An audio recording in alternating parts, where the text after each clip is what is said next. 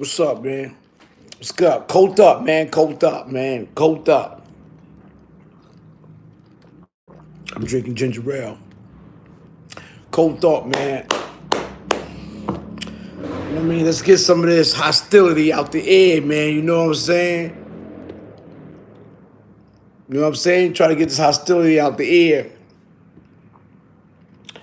We need to come back to realization, man. Gotta come back to realization. Kill all rats. Yo, listen. Wisdom and knowledge, that's a fact, you heard? It's a fact. Wisdom and knowledge, wisdom and knowledge.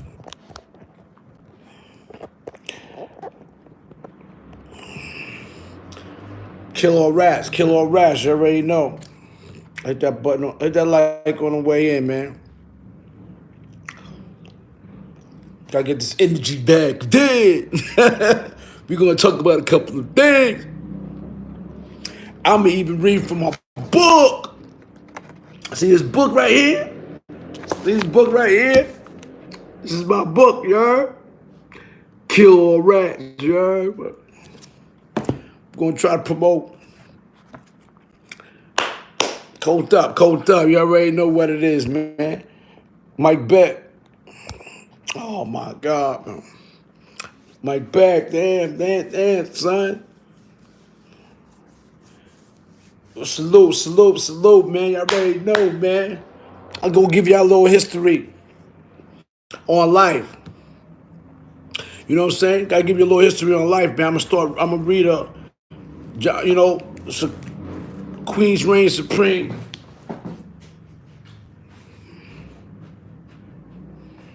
Hold on.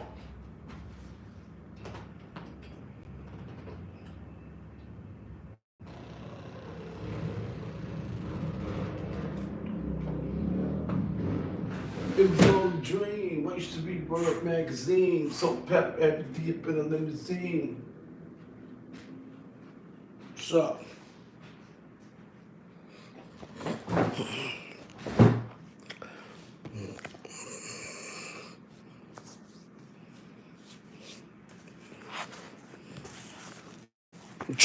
I'm trying to minimize this hostility that's going on the internet, you know. Everybody seems to still be talking about this, about that, and not worried about themselves. Like I said, yo, man, listen, you got to start concentrating on yourself. You have to start concentrate on yourself before you can judge anyone else. I always try to profess that. You know, it seems like people don't have the understanding that. It seems as though people only, and it's true, it might be true, you know, it seems like, you know, but sometimes people on the YouTube goes purposely at people, say things about people because it brings, you know, gossip sells. People like gossip. People like when you go at other people, whether it's entertainment, fun, whatever, you know what I'm saying? So that draws a lot of attention to a lot of people. But it really draws, you know, it's just, but if you can profess to have a hostility about everything around life, everything about life, right? With people, actors, if you got dirt, because you know Hassan Campbell, you know, shout out to Hassan Campbell. Hassan Campbell don't barely talk about people that's on the internet. He got a lot of views, a lot of followers by talking about people with publicity already. We might find it bored that we talk about people already with publicity because, you know, a lot of people touch on these same people when it comes to publicity.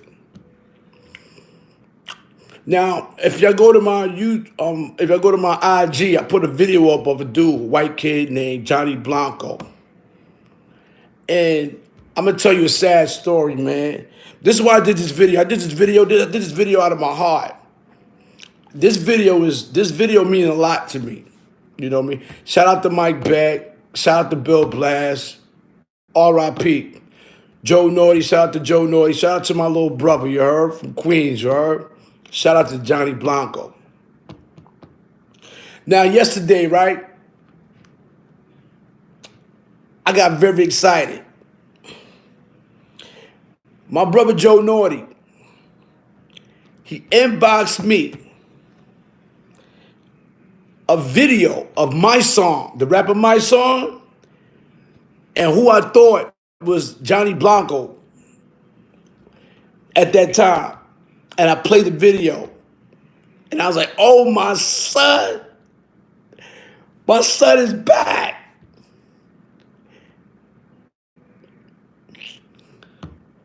So I go,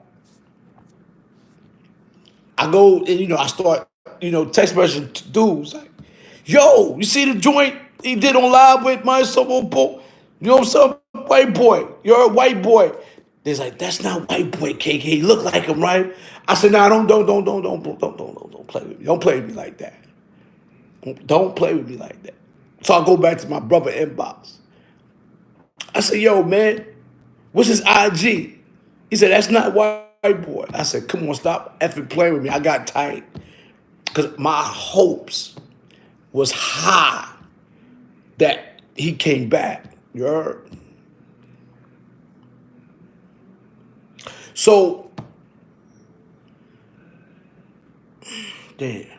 So in respect of it, I said, yo, because it still was unbelievable.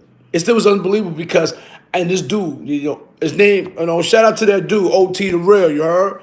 The white kid from Philly. You heard? OT the Real, the white kid from Philly. But anyway, man, I had someone, and, I put the pictures next to each other. They almost identical. He's a reincarnation of what Johnny Blanco should have been today. Like I said, I've been doing this road managing. When I came home from, and that's why I was under the radar. When I came home from prison, I came home in 2 millionaires, rappers. When I came out, I went right straight into a lot of money, a lot of rappers, a lot of stars. This is why I probably was so segregated from a lot of other people that didn't really know things of that nature, but they've been hearing.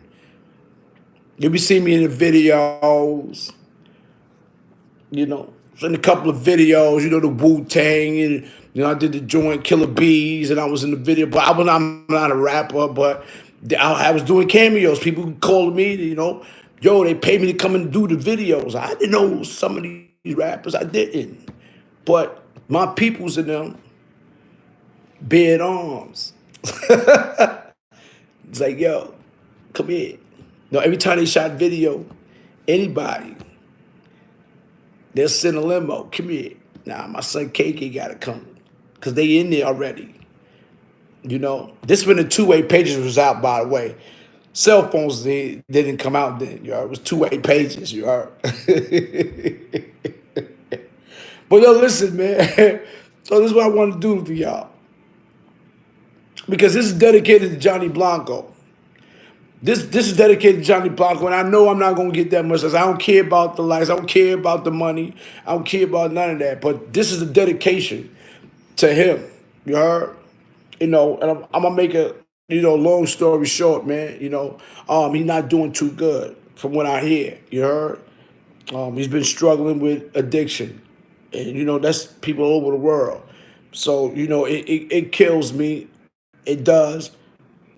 And he performed with the best.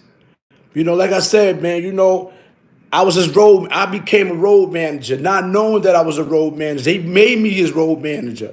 He told people from Job Records that KK is my road manager.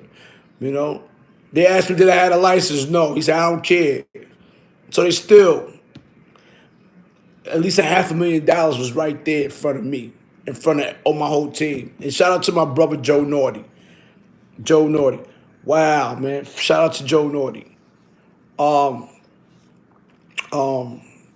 I did a video with Infominds, and he's like, yo, man, I seen you. I did a lot of history on you back in the days. You was moving around in that rap joint, boom, boom, yeah. Now and I gotta profess this, you know what I'm saying? Because sometimes we tend to forget who we are when we dealing with people on this internet that don't really know who we are and what we've been up to while we was home. There's a lot of things that been going on since I've been home and I've been affiliated with. So I broke it down briefly to info minds about I had a younger brother from Queens, my father's son, and yes, he was involved in producing a lot of big hit records for a lot of rappers. Very quiet kid, very huggable, very loved. That's my youngest brother, so I can say that to him. I ruffle his feathers all the time. Shout out to the Queens, though, But it was him that introduced me to a whole new different world, a whole new different plateau in Queens. I'm a Brooklyn dude. Don't get it twisted. I'm a Brooklyn dude. Bill Blast, a Brooklyn dude. Shout out to Bill Blast, man. R.I.P. Shout out to Mike Beck. R.I.P. But, when I came home and I was in Queens and my brother, he tucked me in. But when he tucked me in, he introduced me to some Queens dudes. But there was already some Brooklyn dudes already established in his circle. Like Supreme Magnetic for Fort Greene. Shout out to Supreme Magnetic for Fort Greene. You heard? I love you, son. You heard? Thank you a lot. Bless you, you heard? Supreme is a good, everybody know who Supreme Magnetic is. The manager, every being Rakim, things of that nature, the real 50 Cent, things of that nature. Killer Bitch, shout out to him, things of that nature. But Supreme Magnetic, he had a perseverance in dealing with the music industry, and they were really close to my brother. And so when I came home, like I said, I was tucked in. But not knowing that Brooklyn dudes was already tucked in too as well. But with the story about Johnny Blanco, man.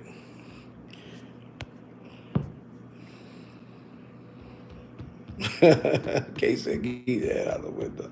The story about Blanco came to a misunderstanding.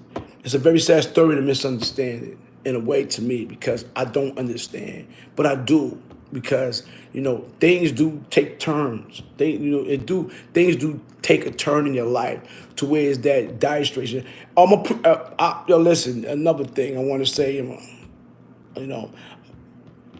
this virus I gotta watch out for. You can't kill nothing you can't see. So a lot of these dudes got the coronavirus. You can't see what you can't kill. This is happening tremendously with this virus. So y'all better be aware. Y'all better please, stay on point about, your health and conscious about social distances. This dumb preacher who made everybody come to church. Now you got 2 dead from out of that community, that service. Now you got 2 people dead because he feels that God can overcome that. God can overcome us not getting sick.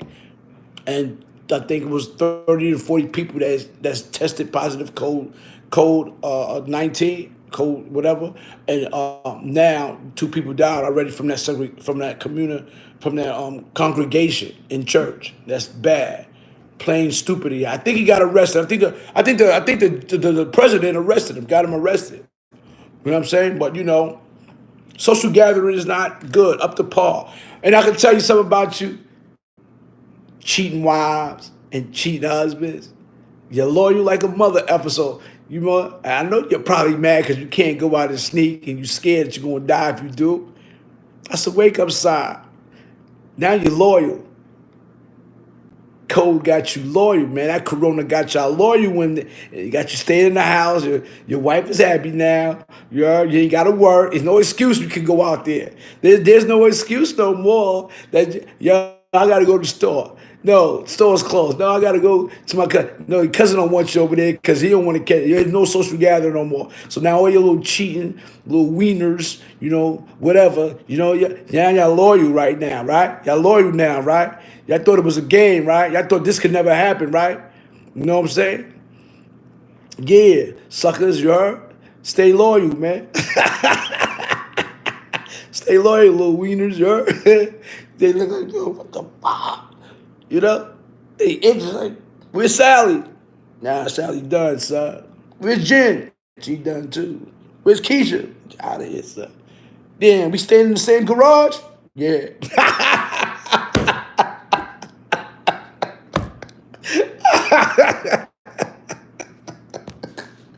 Yeah. Hey, yo, I'm fucking crazy. Oh, man. You know what I'm saying? You know what niggas like to do. You know what I'm saying? Niggas love their wives. Don't get it twisted, but you know, niggas is curious, you heard? You know, we enthused with spontaneous shit, you know? Just like women. Nowadays, women think just like a nigga. I know she's being loyal now. That nigga that she been cheating on, getting mad. The money bag went left, you heard? Whoever her sugar daddy is, that nigga dead probably. He already gone, you heard? Because you know these women got these sugar daddies that's like 50, 60 years old. That nigga already out of clink, you heard? The money gone. You home. No more sugar daddy, nigga. No more sugar daddy chicks. You ain't got no more sugar daddy. That's a rap, you heard? You know, you try it if you want, nigga. You ain't gonna try it if you want, you heard?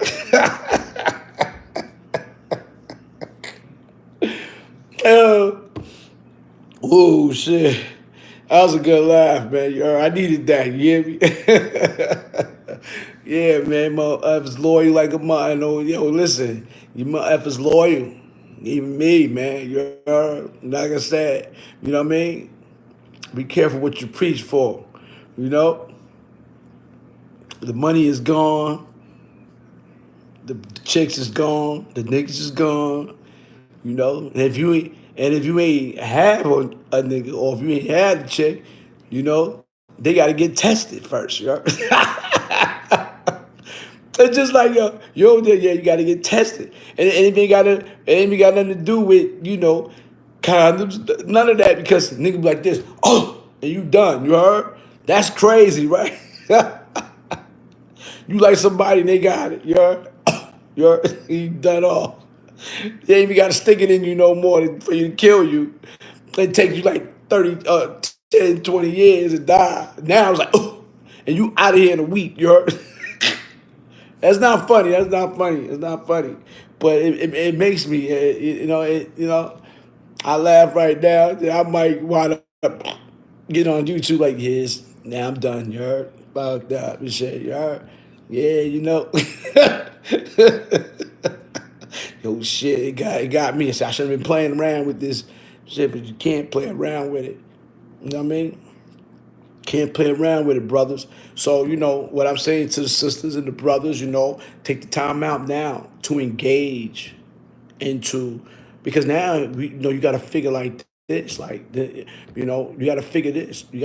Now is the time to be committed. It's a time to even look at this in another manner.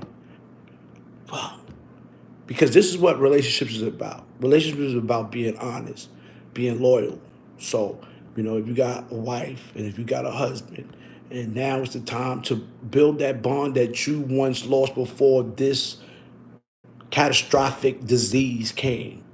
Because, you know, there's a lot of things in our lives that went on. Like, you know, we left the house a lot. We went to work, watched something, we did. Boom, you know, we went out, we drunk with our mans, things of that thing nature. You know, we spent a lot of less time, and there was a lot of arguments.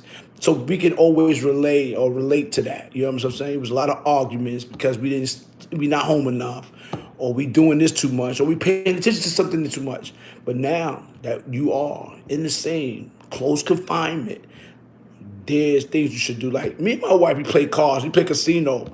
You know what I mean? We play casino, chess, or you know what I mean? Look at a movie together, you know what I'm saying? Then sometimes I be, all right, get away from me, go to the next room, yo. I'm like, all right, I ain't going to the next room. I mean, sometimes I go in the room and lay in the bed, she kicks me out. Get out the room. I'm looking at something, you know, she always looking at this old ass damn Different Strokes, Little House on the Prairie. You know, those type of pictures brings me back to ass whoopings. I hate when she watched this type of shit. Because these type of movies, these soap operas, or these series she be looking at, it's all ass whoopings. That's what it do. It brings me back to ass whoopings. When she look at Different Strokes all day, Good Times all day, those was ass whooping days. What's wrong with her? She likes, I don't know. She's a freak for pain. She's a freak for pain. I get out the house, I get right out the room when I watch her watch these things all day. She can't keep her eyes off Different Strokes. She can't keep her eyes off of Good Times. Those are times that was bad times for me. Ass whoopings. Ass whoopings all day, every day. Y'all know how that shit go. Y'all know how it go. Come on. That should remind you nothing but punishment, extension cords, platform shoes thrown at you, bops upside your head. But I can't look at Different Strokes. I can't look at what's happening on that. Same from the sun. That should remind me of the worst times ever. You heard? Because your mama watched it while you was crying. Getting all twisted, you heard? You heard? So you know that's what it is, man. Yep. Appreciate y'all hit the like button, you heard? We got a lot of people's there, man. Come on, hit that like button, man. I want to get to the story, man. You know, I'm dedicating dedicating this video to Johnny Blanco. You know, OT the real, yo man, OT the real from Philly, the rapper that was live with my song. Yo, shout out to him. It brought me almost to tears when I saw the video, and I thought it was Johnny Blanco, and I kept trying to convince myself this is a reincarnation of him. And I said to myself, I said, yo, and then it goes back to my relationship with him, because the love that I have for him is very sincere, deep, you know. And he's a white boy. He's a white boy. I mean, yo, I'm gonna tell you something. He came from his name is John Ellsworth. You heard? He came from in his internal household he had on was a Corona Street, or it was in Queens, on Corona and something. But anyway, he sacrificed so much of us, for us, you know, us as human beings, blacks. You heard me? I'm gonna read a story out of my book about him.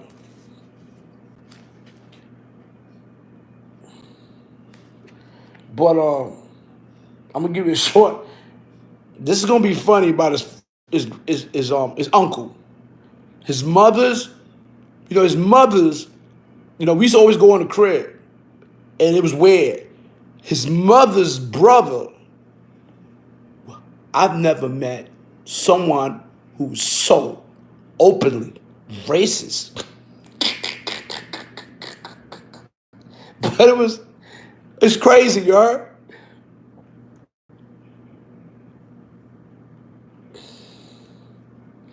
I'm gonna tell you something. Here we go, Blanco. This is name. This is him in my book. Blanco, Johnny Blanco. You heard? That's Johnny Blanco. Let me give you a short story. I don't know if it's in my book. I don't know if it's in my chat. Let me give you a story on his uncle, his crazy ass uncle. You heard? So you know, his uncle had the downstairs apartment, right? And he was racist. He didn't like blacks. He didn't like us coming to the crib. But you know, Johnny was shut the fuck up. You know.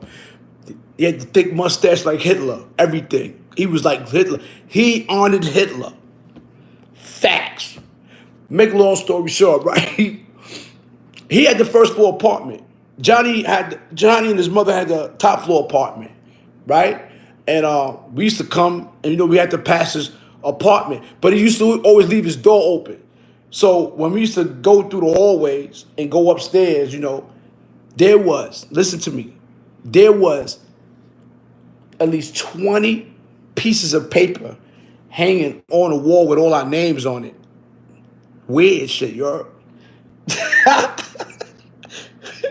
Yeah.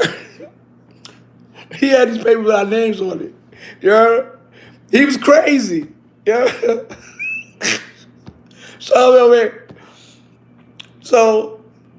You know, he yell, get out of my house. Go wash up. Y'all stink. All type of stuff. Yo. But we don't pay no mind. We be laughing. Dudes up there, we get high or whatever, smoke weed, things of that nature. But we used to not pay him attention. We didn't take him seriously, all right? That was just him, y'all. But he used to have these pieces of paper with our names on it every time he came to the crib. On his wall. On his wall. You know what I mean? He didn't like us. He didn't talk to us. Once in blue, he'll smirk with the devil look. I fuck out. You motherfuckers, get out. But I appreciate the opportunity. I'm gonna talk about something else. Appreciate the opportunity for him, Johnny Blanco, man. You know what I'm saying? And I hope that he look at this video, and I hope that some way, somehow, they have an influence on him to do better in his life. This video is strictly about a positive, being positive. You heard? Having an influence to being positive. Man, I want to have a positive influence on him on this, man, because I just couldn't believe that OT the Real from Philly, that rapper that was with Mason. I couldn't believe. I thought, he got every feature. He got every feature, every lyrically voice, the way he broke the rap down, boom, boom, things of that nature. That was Johnny in the making, and I try to convince myself. But let me read the story. Let me get to it. I don't want to talk too much. All right. This is my book. Yeah. Johnny Blanco. Johnny Blanco. And the man is that. All right. The name of the thing was 2OG. 2OG. That was the name of our company. 2OG Odyssey. You know what I mean? Johnny Blanco and the managers at 2OG Odyssey have heard from Kevin Davis. Oh, no, my bad. All right, I gotta look at it different.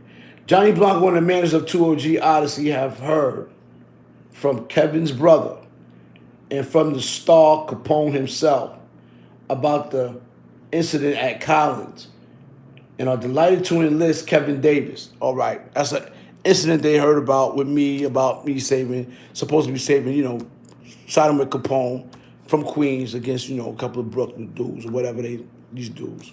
All right, so that was the name, that was the connection, you know what I mean, that I had an influence on when I came home. So they were delighted to enlist Kevin. It is like the group of actors cast to play Eskimos presented with a real limit to a study.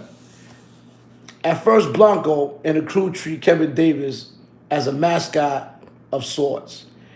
He is above all sociable, and they find it hard to put his family manner together with his reputation. But then, there's a business, there's a purpose, blends and violent fantasy and reality in a confusing but profitable mix. This author's bugged out, you heard? Kevin's sober demeanor, the respect he commands from his peers, and his people intelligence soon led to increasing responsibilities and finally promotion to the position of road managing Johnny Blanco. Okay, that's what happened. So, in 2001, John Ellsworth, who called himself Johnny Blanco, or White Boy, was another of 1,000 of young men trying to strike it rich in the rap game.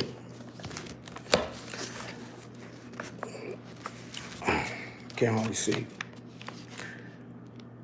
The gimmick already exploited by Detroit. Man, I gotta put my other glasses on. My bad. Let me put my other glasses on. I can't hardly see. Blind as a bat. Fuck.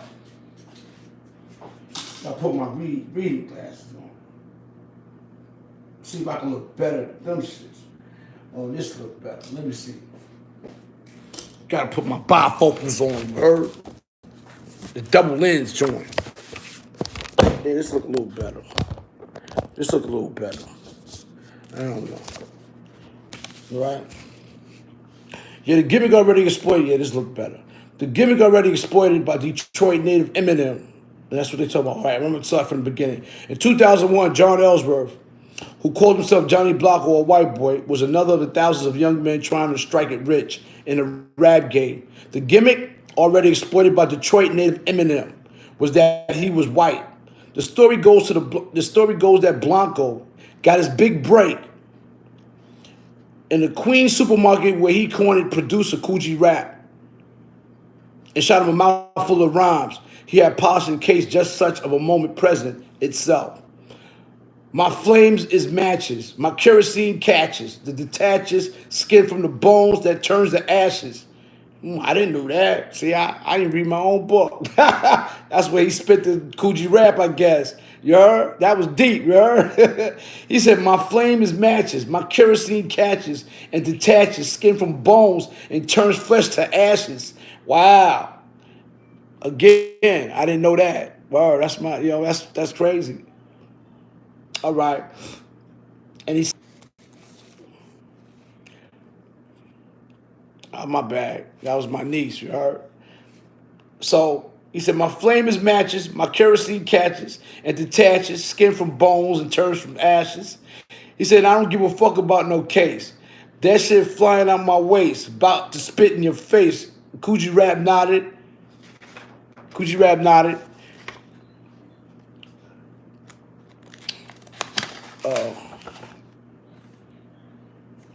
All right, here it go. Yeah, what's it? Coogee Rap nodded, pressed on, rhyming about niggas and weed, ending with a poetic warning to skeptics, something about slamming a Louisville slugger right in your jugular. Coogee Rap studied Blanco, an average-looking kid in a baseball cap and an oversized white T-shirt. He was not heavily muscled, nor particularly menacing in a way, but the verses did have an undeniable power. 10 or 20 years earlier, a white man mouthing such in a language, a black man's presence would have ignited a blaze. But hip-hop had led to a pop culture where color lines have been blurred, where poor youths and those playing at being poor united behind the rhythms and the vocabulary of some African Americans. Suddenly, middle-class youth were talking about hoes and idolizing gangsters. All right. In an increasingly interrogated society that promised financial rewards, the people of color would only go along to get along. There rose a widespread regret over selling out. That was when the criminal underworld of bandana-wearing gangsters, pimps, and whores was marketed to the mainstream. A young black man might have to wear a button-down shirt and an awkward Cordovan shoes to his job at a bank, but in his hours of he could tie a bandana, listen to gangster rap, and affect the style of the language of the outside he had come to admire. It was a short step for white youths to develop a fascinating with a thug life. It mattered little to Coogee Rap, this apart. It mattered little to Coogee Rap that most of the things that the broad-faced, blue-eyed white boy Queens, Rhyme Smith, white boy had ever done was chain smoke. Nah, that's why white boy got mad at me. White boy got mad at me because that's what they said. Yo, why he said that's all I do is chain smoke? I mean, you want to go around and you want the author to go around saying that you shoot your gun and that you do this, that. No, it's not true. No, people gonna come at you. All right, chill out, white boy. You heard? Yeah, Johnny Blanco got type behind. I remember that years ago. All right, shout out to white boy. You heard? All right, so this is what happened with Johnny Blanco. All right, it mattered a little to this Coogee Rap that the most of the dangerous. This is what happened. Yeah, it mattered little to Coogee Rap that most dangerous thing that the broad-faced, blue-eyed Queens, Rhyme Smith, white boy had ever done was chain smoke. Neither the message nor the racial epithets bothered the producer, who wanted to sign Blanco. The deal he offered was not a good one, so Blanco pushed forward on his own, working with my brother, Joe Davis Jr., cutting the CD and lining up a tour.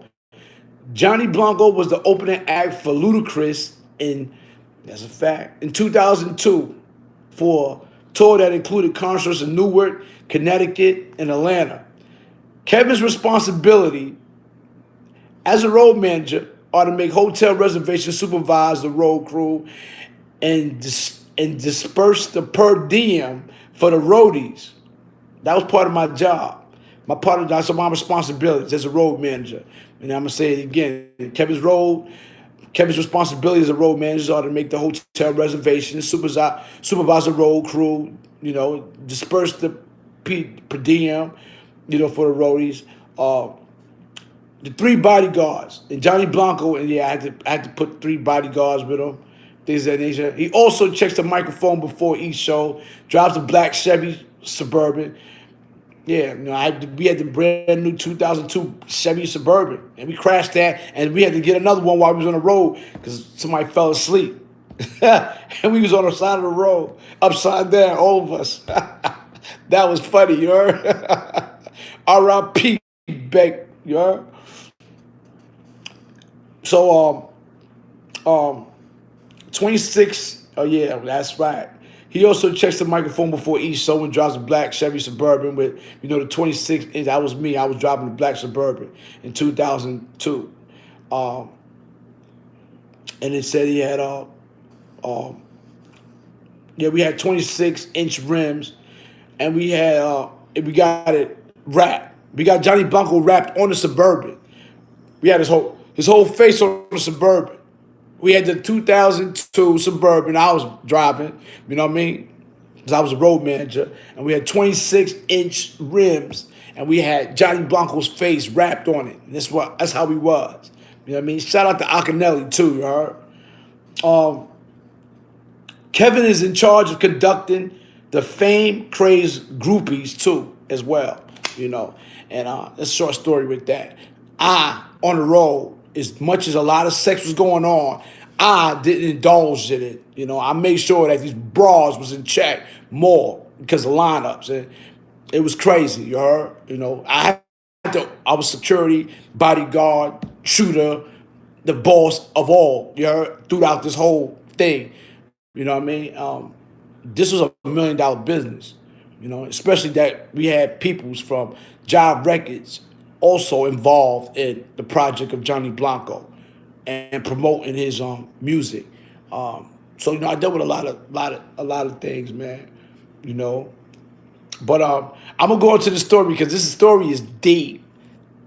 This story is super deep, you heard? It is now January 2002, and his crew is headed to a concert in Norwich, Virginia. Kevin has never driven an oversized SUV like the Suburban, yet he handles a vehicle with ease through the traffic in Jamaica, Queens, and to the Van Wyck Expressway to the Whitestone Bridge. Kevin loves his new job, and he takes it seriously. During a bathroom stop, he goes through a checklist of responsibilities. Straight from jail to show business, he thinks it isn't that much important or that much of a difference. Just watch what is going on around you. Keep on top of your... Damn, Nuke, I'm going to hit you back, Nuke. I'm on live, Nuke, you heard? Out there. I will, you heard? I'm slimmed down a lot, you heard? I think I lost about 6 pounds, 7 pounds since the coronavirus. That's what I've been working out, been cutting up, you heard? Trying to stay sharp. Gotti Savage, what's up? All right, we're going to get to this part because this part, I felt as if though was very important for safety. And, I'm strategic. Like I am in the jail and prison, I was like that on the street. And there was a lot of things that was missed. There was a lot of things that was, people, when they in a mix of a lot of money and music, they so unaware of danger. They don't understand that, That's one of the things that's why I told dudes, that the more money you get, the more dangerous you got to get. The more money you get, the more dangerous you got to get. You know what I mean? Sometimes, I hate to say it like that, but in a way, you should seem so barbaric of energy and things of that nature in order to survive, because that's what keeps people or keeps your life in safe of regards of others. So, he's one of the things that I'm on the street with. I'm on the street with the mentality that I had in prison. Far worse than what I was on the street because it's more of a potential threat on the street because everybody got access to everything, weapons and all. It's more tricky on the streets.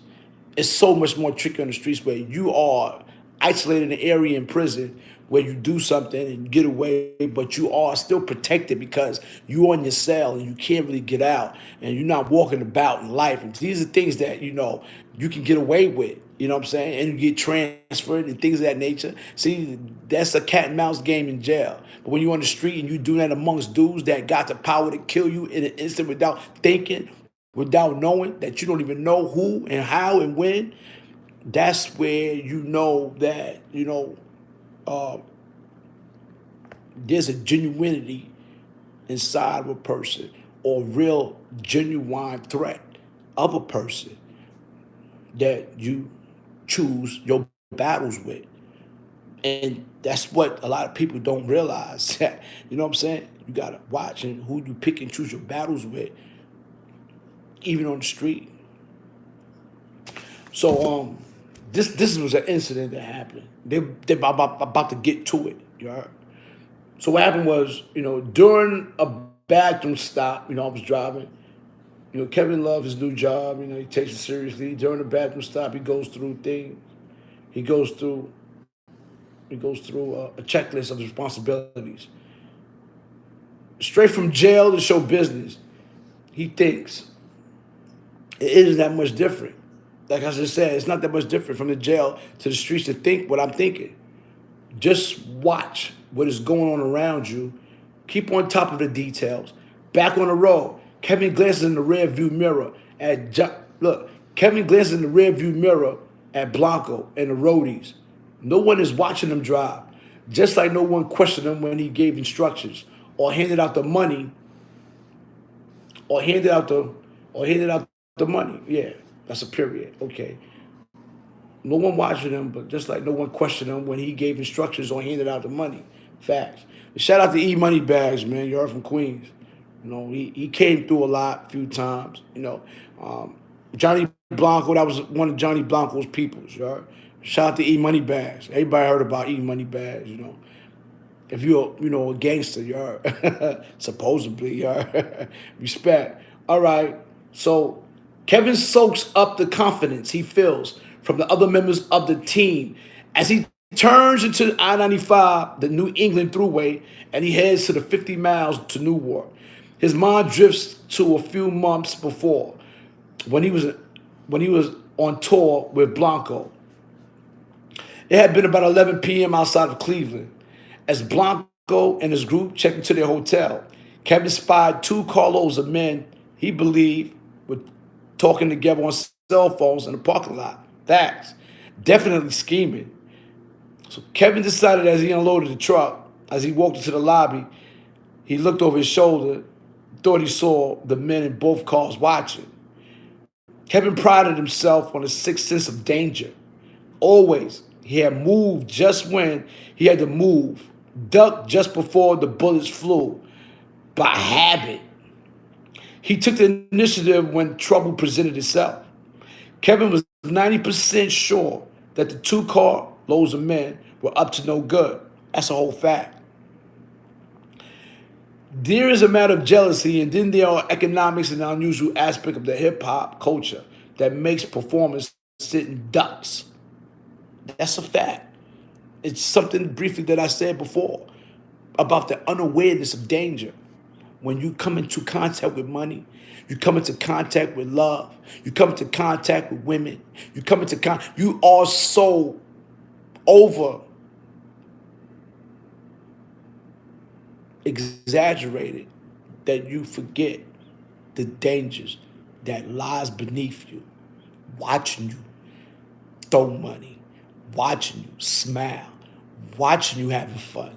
You are unaware about these type of people that sit back and watch and plot on your demise. And these are one of the things that I stood out from when I'm with a group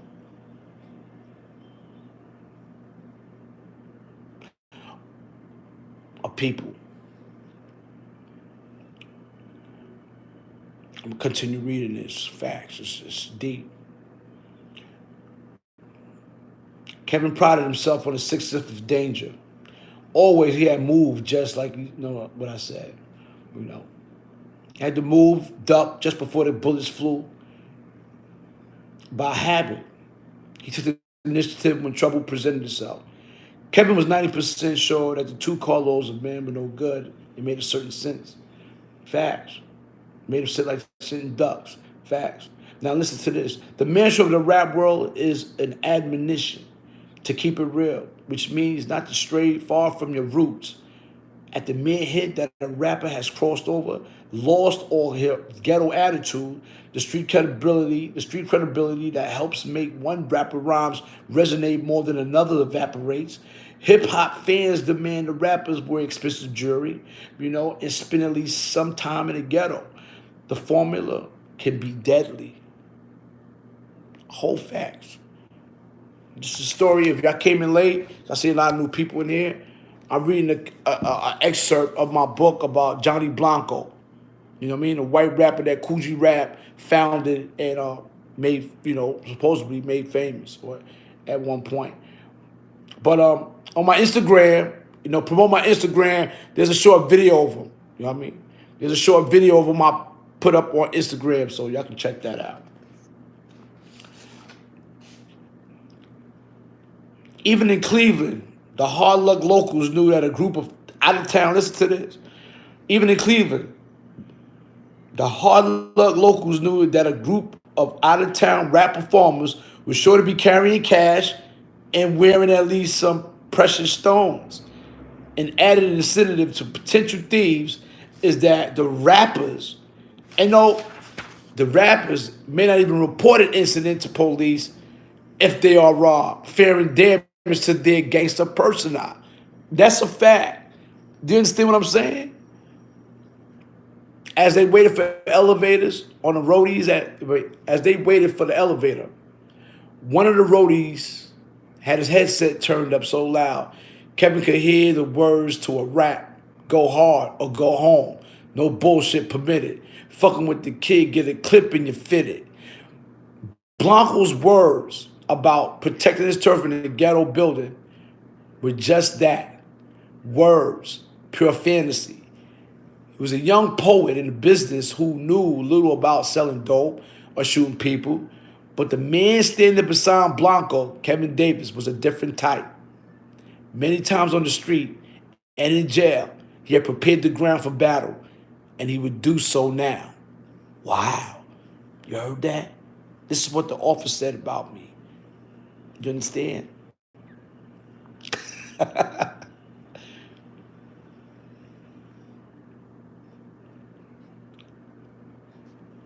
Okay, I'll continue reading this because this gets deep.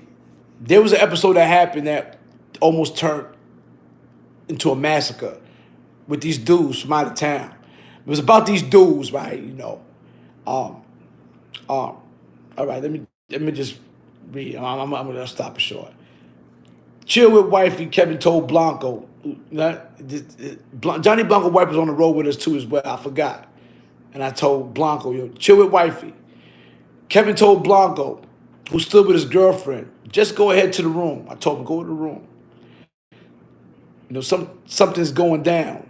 So this what happened, All right. This is gonna be an interesting story. I'm gonna break it down for you. I even gotta read out the book because I know what happened. So this what happened. Let me take a sip of my ginger ale because my stomach was hurt.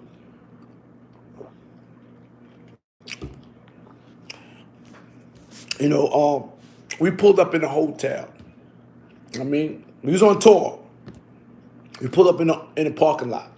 Right when we pull up in the parking lot, pull the Suburban up, I'll get out, because I got a large sum of money on me. I got about 20,000, 25,000 that job records give to my peoples and they give it to me. It's part of the per diem as we on the road. So I handle all the money. I handle all the hotel rooms. I feed all the people. This is the type of position I was in. You heard? This is a true story, y'all. This is why I don't lie, So what happened was When I pulls in, Johnny Blanco and the rest of the dudes, the bodyguards and all that, they jump out. They blast the music loud. Johnny Blanco got a chain on. That's like almost 200,000. This is no lie. Platinum. Diamond out, 2OG.com. Boom. I'm not going to lie. This chain was worth more than every... We was riding in the house. The chain he had on was house money. House money. 200,000. So, I'm around him. 200,000 almost.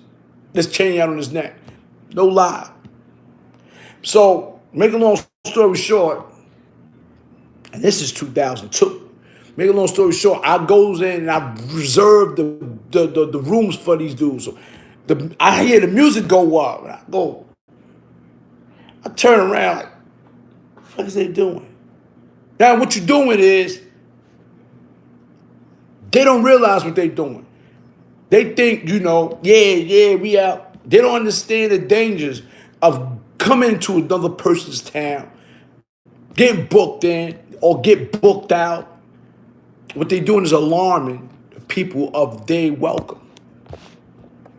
They put themselves in danger. They put themselves out there by turning the music up. He out there with his chain, and he's a white boy. Really, people don't really know that much about who he is. But they know he was somebody because they seen his face on a Suburban. But, he's a street rapper. He's a legend, you heard? He's not really, but he's there. So now like, oh, man. You know what I'm saying? So I turn back around, it's still this, oh, man. They put me in a real spot. Put me in a spot. You know what I'm saying? Put me in a very bad spot at this time. It was very bad. But it wound up being all right. But I'm telling you what I did. So what happened was, I reserved the hotels, boom. So I went back out. I parked the Suburban. Told them niggas, yo, turn the music down, boom. So I'm looking through the parking lot. When I look through the parking lot, I see dudes on cell phones. And I see chicks get out the car, short skirts on, boom, I'm saying things like that. So I'm like, fuck, I don't give a fuck about none of that. I don't care about none of that. Facts. So now, I go in the hotel room. I say, yo, come on, man, I got your car. I got your, room. So I gave these dudes their keys to the room. They get number on the room, boom. So we go inside the hotel. A couple of people stayed out to smoke cigarettes. But the only thing I can remember was me, Johnny Blanco, his wife, and two of my other little men. So now we by the elevator. We go in. We go by the elevator. Two dudes come from out of nowhere.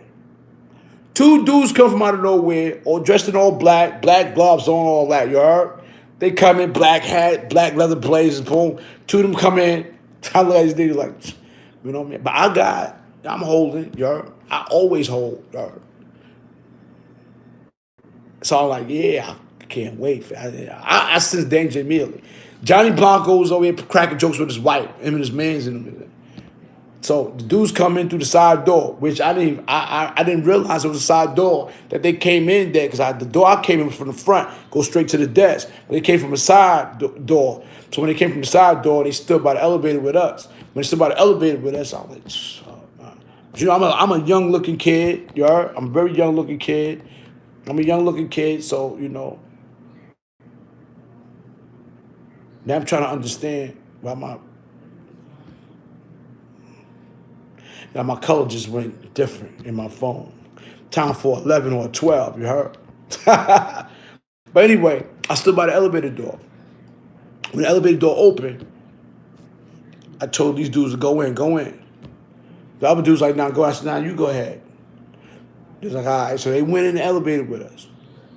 So they was like, yo, oh shit. Yo was like, yo, my bad. They was like, yo, my bad. Apologize. So they was like, yo, where you from? So we from Brooklyn, from New York, you heard? Queens, Brooklyn, you heard? They said, oh, word? I said, yeah. So they was like, but I'm me. I'm like, I'm tender about it. I said, yeah, I'm from Brooklyn, you heard? New York. That's where we from, you heard? Queens, oh yeah, we here. It's like, yo, what y'all do? It's like, yeah, now we opening up for the show with Lou, Chris, and all them things. Oh, y'all gonna be at that joint? I said, yeah, that's us and shit, y'all. They was like, oh, okay, no doubt. You know, so I'm looking at these dudes, and I'm like, you got gloves on. I said, all right. So, they pressed for the floor, they got off. When they got off, I watched them, my whole door open like, man. So they kept looking back. They went to a certain door that I saw from the elevator, boom, and into an apartment. So I was like, oh, I know where they at. So boom. So I made sure when the door closed, I made sure that Johnny went upstairs with his wife and his dudes went in the thing. So I was like, yo, man, I'm about to set on it. They said, what? I said, yo, them dudes that was in the elevator, those were stick-up kids, nigga. You don't think I know? You don't think I know who them niggas is? I can't see. I can feel the energy. The niggas they're about to get your niggas. But I'm gonna get these niggas before they get us. You okay? What you doing? I said, nah, don't worry about it. You heard? Stay in the crib. Stay here. You heard? So this is what I did. I took my joint. Tucked my joint. I put on the gloves. You heard? Wipe that down. I went downstairs to the dudes. The apartment they went in, the hotel room they went in. I knocked on the door. I had a bag with me, a plastic bag. I was like, it was like, yo, what's up? I said, yo, man, it's the homie you see in the elevator, man. Yo, what's up? Well, yo, why you here? I said, nah, man, I ran out of soap, man. Can I get some soap? They was like, what? You hear these niggas like, I said, yeah, man, I need some soap. So opened the door, like he cracked the door, so I tried to rush in. When I tried, yo, no, son, no, stay right there, I got you. Stay right there. I tried to come in. But they wouldn't let me in. I was like, yo, hold up, son. I was like, oh, all right. So niggas did what they did it. They had some soap or whatever. It's like they cracked the door and they threw it out. And shit dropped on the floor. I picked it up. Boom. So I'm like, fuck. And then they was like, what the fuck was that about? So boom, I went upstairs. I started laughing. I said, yo, these niggas wouldn't let me in the crib. You okay with you? I said, yo, man, I want to show these niggas that I'm with the shit. I'm with it. And he said, yo, KK, you bugged out. But that was the story they was about to say in here, you heard, in this book. But I had to break it down like that, you heard. That shit was crazy, you heard. That shit was crazy, you heard. But I seen them in the show because they was there for the show too. But they was from Roanoke, Virginia. They wasn't really from Cleveland. I don't know where you get Cleveland from. They was from Roanoke, Virginia. In the book he got Cleveland, but they from Roanoke, Virginia. Roanoke, Virginia, they don't play. You heard? They play a lot of dangerous games and shit. You heard? But yeah, I'm gonna continue to read that, but I broke it down to them. But the way they put it down was a little different though. But that's what happened. So I told Johnny Blanco chill with wifey. Kevin told Blanco he stood with his girlfriend. All right. The man stood behind Blanco's group as the elevator door opened. Kevin gestured for him to step inside first. As their eyes met, Kevin, his hands in his pocket, as if on a handle of a gun, winked. Yeah, winked at him, you heard? So the man smiled. Kevin noted the floor when the man got off and held the elevator door and leaned out to see what room he entered. Kevin saw Blanco and Kevin sent Blanco and the rest of the crew to their rooms. Pausing in the doorway of the room, one of the members of the crew carried an illegal 380, and Kevin considered borrowing the weapon for a few minutes. He didn't need the gun for confidence. He already possessed the surplus of that. So, moreover, he knew all too well the ways a gun could produce unwanted outcomes, changing cold confidence into reckless swagger and the frightening opposition into the first strike. He left the 380 behind and congregated himself on both his powers of observation and his ability to seize the initiative. Heading straight to the room where the man in the black was staying, Kevin knocked, and when another man opened the door, Kevin said, "Can I borrow some soap?" And he said, dude's like, "Yeah, soap." Yeah, so he's like, yo, so Kevin said, pushing his foot in the door jamb. The man noted Kevin's hand in his pocket. The man noticed Kevin's hands in his pocket, his foot in the door, and the man was like, I'll be right back. He said, then he retreated into the hotel room and emerged with a plastic bag full of small bars of soap. Kevin smiled and backed out of the doorway. There had been no proof that these were stick-up men. No visible guns. There had just been Kevin's instincts. They were stick-up kids. And that was enough for him. Kevin's fears might all well be pure fantasy, a wish for paranoia. He feels as though I was paranoid. You know, that's why I always look at Get Rich or Die Trying. You know, when you had Terrence Howard in there talking about, yo, you see, this type of thinking could get you killed. It might have been Kevin Paranoia. You know, this author right here is not even in tune with my mind. He wrote this book about me, but he don't even understand the dangers. You know, the whole time he was writing this book, he was he was on the low though. Yeah, he was a co-conspirator, really. You know what I'm saying? Because he didn't even know that I had him involved in all type of shit while he was driving in my Benz, writing down everything I was saying, you heard? Or going through everything while he was, you know what I'm saying, I'm writing the book. So, you know, and I was getting money. He didn't even know. Why? What you doing? Huh? So naive. He was a dummy, you heard? Why you got so much money on you? What's that? I was like, shut the fuck up, you heard? Stop asking so many questions, man. You know, don't get it twisted. I mean, this author got into it a lot. There was a lot of shit. Let me tell you something. This book is only 272 pages. You know what the original book pages was? 400 and something. I told a nigga, man. And plus the judge like, nah, I don't do it. Kevin could get in trouble, yo. Because, you know what I'm saying? Still had me on the investigation for things that he trying to put stuff. I said, no, don't do that. Don't do that. Tell you, I took. This author's crazy, huh? But he's real. He's just like a YouTube blogger. He's not going to sugarcoat me. He's going to tell you what it is about me, good and bad. He told good, bad. He told a lot of bad stuff about me. He told a lot of things he don't like about me. You know what I mean? I threatened him a lot. Right? I threatened him a lot about putting stuff in, or saying, you know, putting stuff in a book about, I told you don't put it in there. Then I told you don't put that shit in there, especially my relationship with other people. You know what I mean? Other women and shit, you heard? And then me calling the CEO in here all type of names and stuff, you heard? And she called me all type of names in this book, you heard? That's a whole fact. You know what I'm saying? So that really got me tight. You know what I'm saying? It wasn't nothing all good about this author, you heard? He wasn't on my side. A lot of people felt that he was intimidated when he was doing this book, but he wasn't. You know what I'm saying?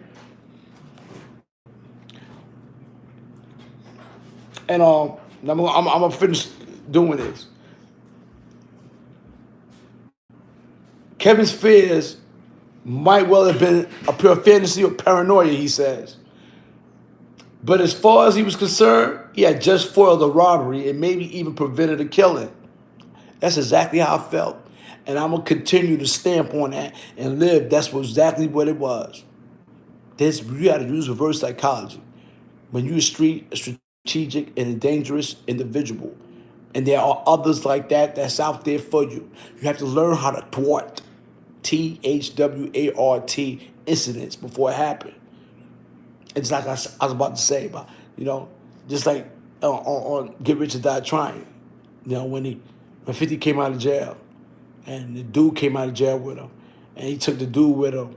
50 was like, nah, this is my man. And Terrence Howard was like, you know, driving. He was like, yo, why you moving so much? Yo, what the fuck is you doing? You know, and 50 like, come on, man, he good. He's nah. You know, he ain't good. He moving back there too much, you heard? If I'm wrong, but fuck that. I still think I'm right even if I'm wrong. You heard? Because you never know. You never know. You never know. You know what I'm saying, guys? You're average for real. You never know. So, What I said, I prevented a killing. That was a stick up. See, you fail to realize what's going on and you get murdered. Kevin lectured the Blanco team waiting in their rooms. Yeah, I went to the room and I told these dudes, man. I sat these dudes around and said, yo, niggas, y'all lives is in danger. All your lives is in danger. I didn't even know. If I wasn't as smart as I was and brave as I am and so aggressive as I am, but at the same time, I'm thinking, but y'all got to realize that y'all got to start being on point because anybody could get had. And that's one of my things about, because I see dudes get killed with guns on them. Don't make you a big person because you got a gun on you. Then do, yeah, I got a beer, got a gun. They can come behind you, spook you, bow, bing, boom, bow you out of here. Police come and they found 2 guns on you. You didn't even get a chance to live. You got to think like that. And yeah, sneak attacks is necessary at some time.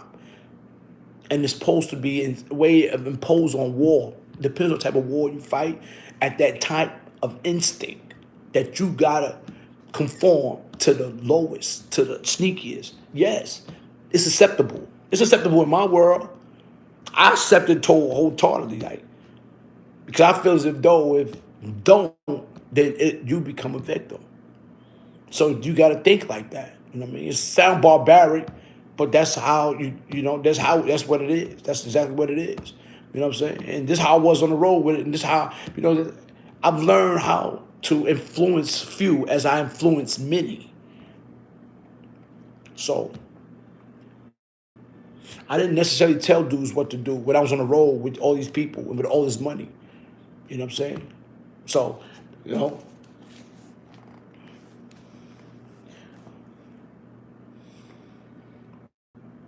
look, see, and I'm gonna go into like I said, I sat in the room, I talked to these dudes, but then I see the author again in this book. I'm gonna bust his ass. I'm gonna bust his ass. See, I gotta read I don't let say read my book because I am the story, but I want to read it to y'all. I told him, I said that was a stick up. Y'all failed to realize what was going on, and you could have got murdered. Kevin lectured the Blanco team waiting in their rooms. Those who believed that Kevin had been bugging out, paranoid, they held their tongues. Those who believe he had foiled a robbery they called Dan's Ramirez. Salute. R.I.P. to Dan Ramirez. He was the co-executive producer of 2OG. He was a computer technician. He went around fixing. He had a business of people that fix laptops, computers. He was a computer technician, and he was Hispanic, I think, mixed Colombian, something like. Corona got a different type of mixed breeds out there as far as like Mexicans, Ecuadorians, and they in that nature, and they like mixed Colombians and Italians, like there's a whole bunch of groups up there. So Dan Ramirez is one of the ones that was the one who gave me the money. He always gave me the money, and he was the boss. You know what I mean? And he was definitely the boss. I mean, shout out to Dan Ramirez, man. And like I said, those who believe he had foiled a robbery called Dan Ramirez. One of the owners of 2OG Odysseys, that's him, Giddy, was relief and bursting with the news of Kevin heroics. Like, appreciate the donation. Appreciate the donation. I don't know who it is, but okay. Cocaine the trucker crackhead.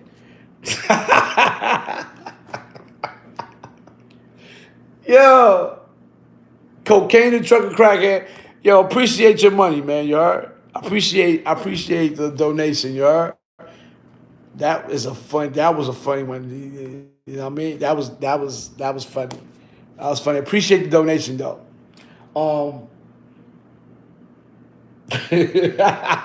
Cocaine, the crack. Yo, this nigga crazy. Yo, Cocaine, the trucker crackhead. So you on the road, huh? Oh, you're not on the road no more, right? You one of them truck drivers on the road, huh? Picking up girls on the way, hitchhiking, getting high, getting sucked off while you driving. Yeah, you know what I mean? The adrenaline flowing, right? Crazy, man. Y'all be going through this stuff. Hey, yo. Yo, super smooth cocaine and trucker, you heard? That's a fact, you heard? No, I take, what you say what he said? He said, nah, I take mine with me. All right, that's what's up. You take yours with you? All right, all right. KK, you have more dramas than soap opera. Yeah, salute. All right. All right, let me get through this time. Let me get through this time. That nigga cocaine. That nigga cocaine and granite. He got me twisted, you heard? He got me mad. All right, he brought a smile to my face, but it's all good. All right, so let's get to the nitty gritty in my book. I mean, because I think it's, shout out to, like I said, man, shout out to prayers up for Johnny Blanco, man. I asked my brother where he was at, and he said he's missing in action. I know he did a stint, he did a bid, he came home. I really want to put it, but I ain't gonna put his business out there. But addiction is a mother effer, you heard? Addiction is a mother effer, man. You know what I mean? Addiction is definitely one of the biggest problems. So, they went to Dan's and they told Dan's about how I handled a situation out there that could have went left. That it could have been a murder, you heard? That could have been a massacre, you heard? So even the local men Davis had sought to intimidate were impressed. The next day they stopped Kevin in the lobby. Yo, y'all from New York.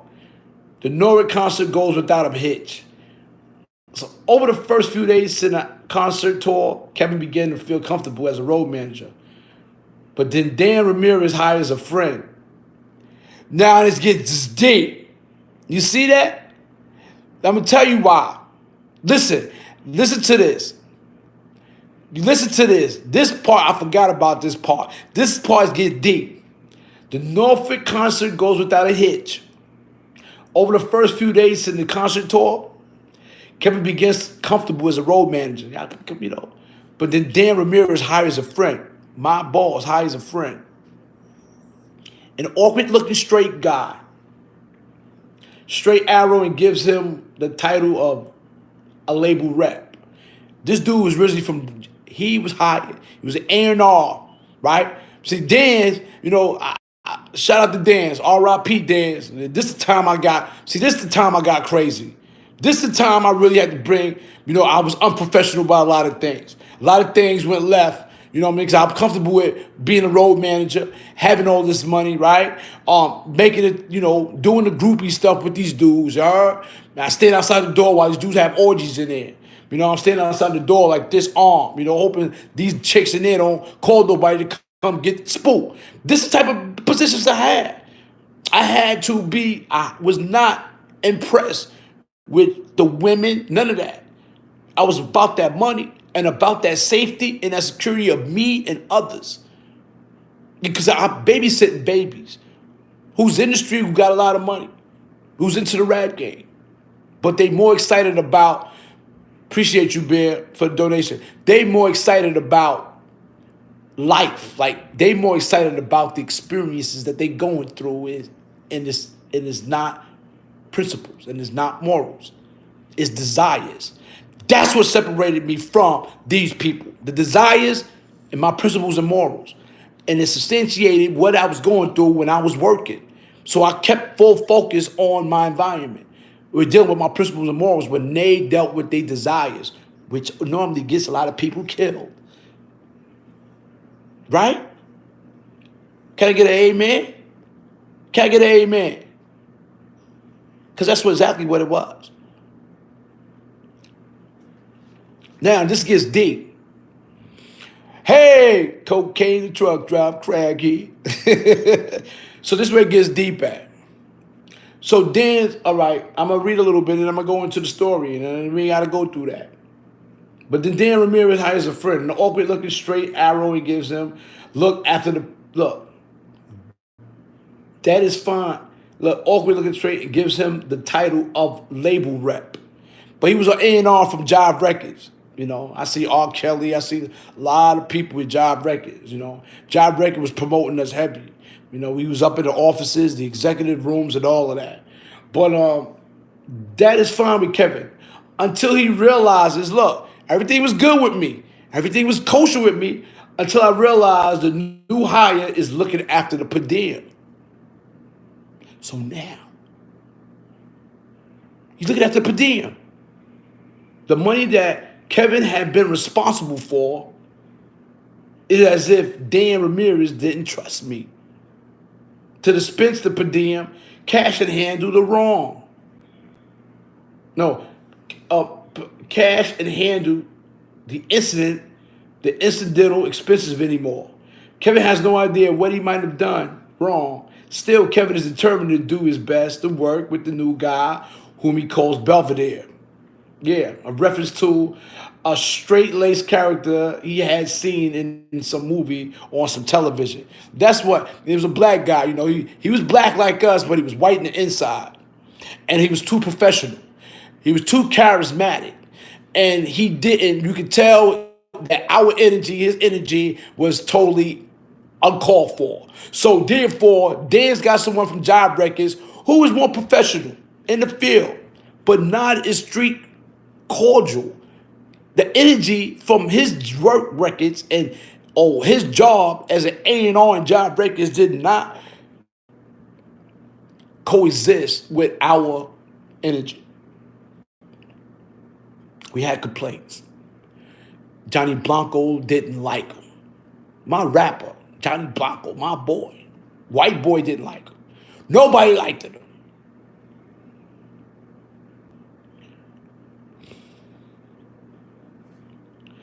The next concert is in Norfolk, Virginia.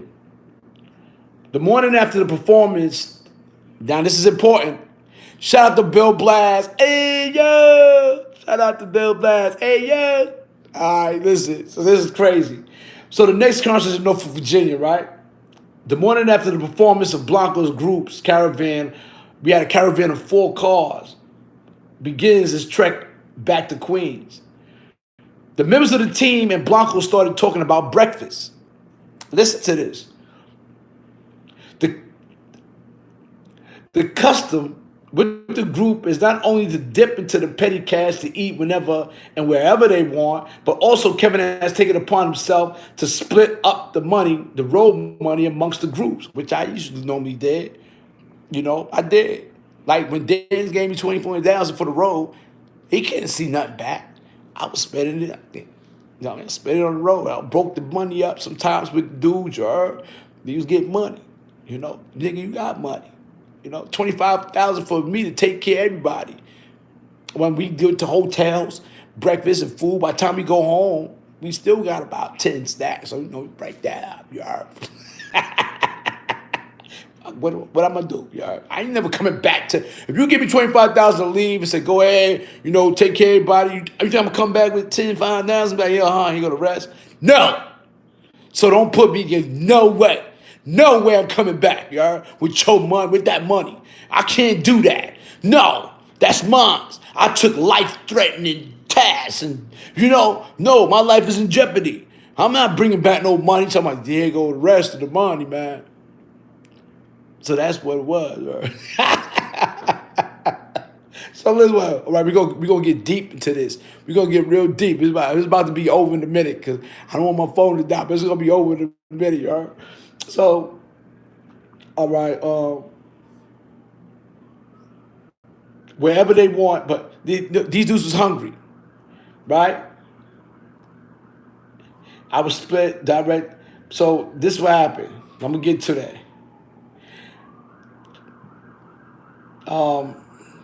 The custom with the group is not only to dip into the petty cash to eat whenever they want, but also Kevin has taken upon himself to split the unspent. Listen, Kevin took it upon himself to spend the unspent road money amongst the group. Now, even though Kevin does not know of any complaint or directive from Dan Ramirez not to do so, Belvedere is on hand to curtail such loose behavior. Such loose behavior. Yo, we're gonna eat at AHA. Kevin tells Belvedere, break of some money, son. Yo, break us. Wait, hold up. I don't remember. Yo, we gonna eat at AHA. Kevin tells Belvedere, you break off some money, son. The label rep hesitates. Oh, let me find out. So listen, as Belvedere stutters through a phone message to Dan Ramirez, Kevin calls the owner himself on another cell phone number and gets permission to take the team to breakfast. As they stand in the parking lot of the motel, Belvedere admonishes Kevin, "You're not supposed to call Dan yourself. That's my job, Kevin Davis. That's my job. You're not supposed to call Dan yourself. That's my job." Kevin Davis knows when he is being dismissed, belittled. In the past, he had attacked individuals on the mere suspicion that they were capable of such disrespect. Like I said, man, like I always say, all right, yo, salute. Thank you for the donation again. Thank you for the donation again. I can't pronounce it. Manaquan. Tico. Appreciate the donation, Tico. You heard? Appreciate the donation. You heard? Appreciate you. So now, like I said, and I keep telling people and I don't know. Like I said, I always think like that. Disrespect always results in violence when it comes to me. And it can be something that's how I was. I always reacted to such with disrespect, and it always resulted in violence. I mean, even someone look at me funny, or someone, just say something to me, or say things, I'm off the meat rack. I'm on go time. And that's how I am, physically, if you're in my presence. I'm on go time. And a lot of people know. I was still hostility. I was still a hostile person like that on a road with a professional team, that had more desires than I had more principles and morals. So therefore I had to be more smarter with my principles and morals than having desires for what they saw that I didn't see or I didn't indulge in. And I was with women and, the cars and all that stuff. And, I was about that money and I was about principles and morals. You heard? I was on my guerrilla warfare tactics. You heard? I wasn't about women. It wasn't about cars and jewelry, things of that nature, man. When I took a lot of these dudes on the road, man, I was on my state greens. I had brand new pair of boots, but I loved state greens.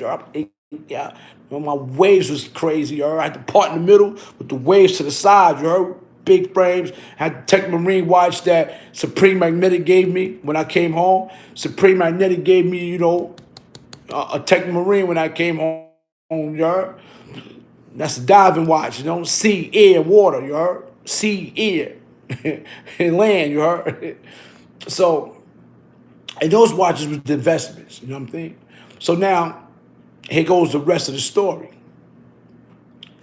It has been Kevin's contention from the first arrival of the new man, which is Belvedere, that he doesn't belong, that he was wrong for the job, a man from a different world, a brother from another planet, as Kevin's called him. The new man's casual dismissal of Kevin Davis, whose street name Killer Kev, alone should give him pause, proves that Belvedere is indeed out of his element. In another fundamental way, though Kevin Davis is out of his element as well, Kevin is philosophically opposed to participating in one of the most basic aspects of his work life. He is not about to discuss the matter, to hear and to be heard, or to negotiate an arrangement of some kind. It is Kevin's credo that women argue, men fight. You heard that? That's my credo. That's my credo. That's my credo. I'm going to say that again.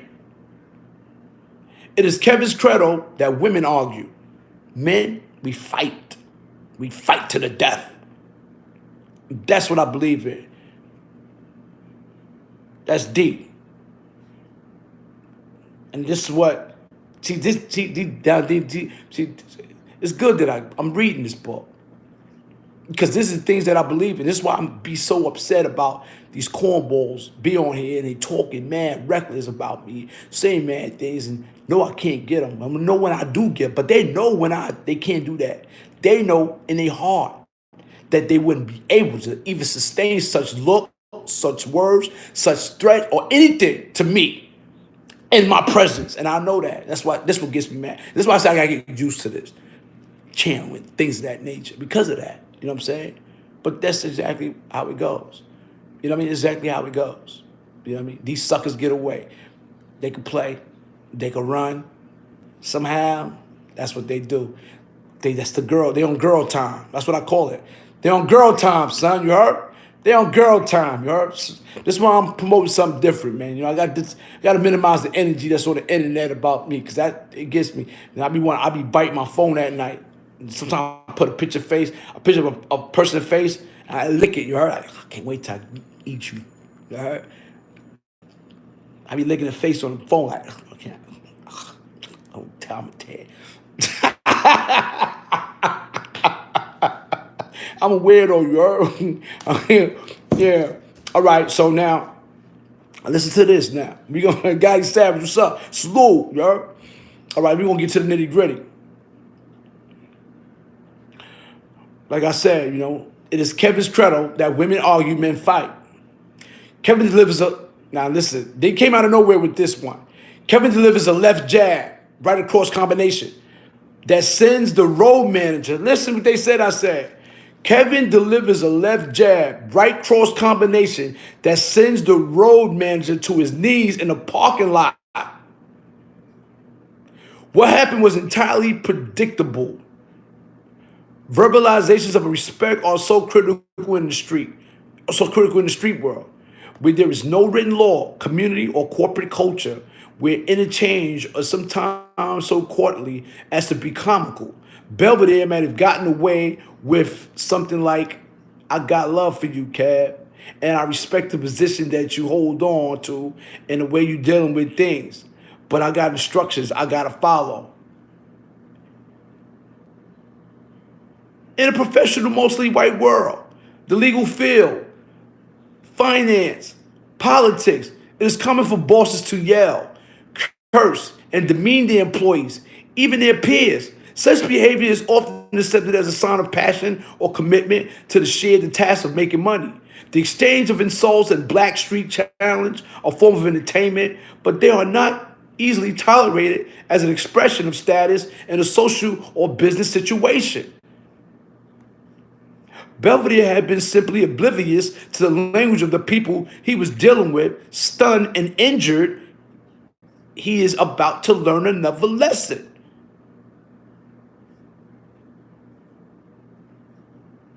In the street world, observers don't often intervene to stop a beating. In fact, a display of weakness, one man being dominated by another, often inspires the opposite reaction.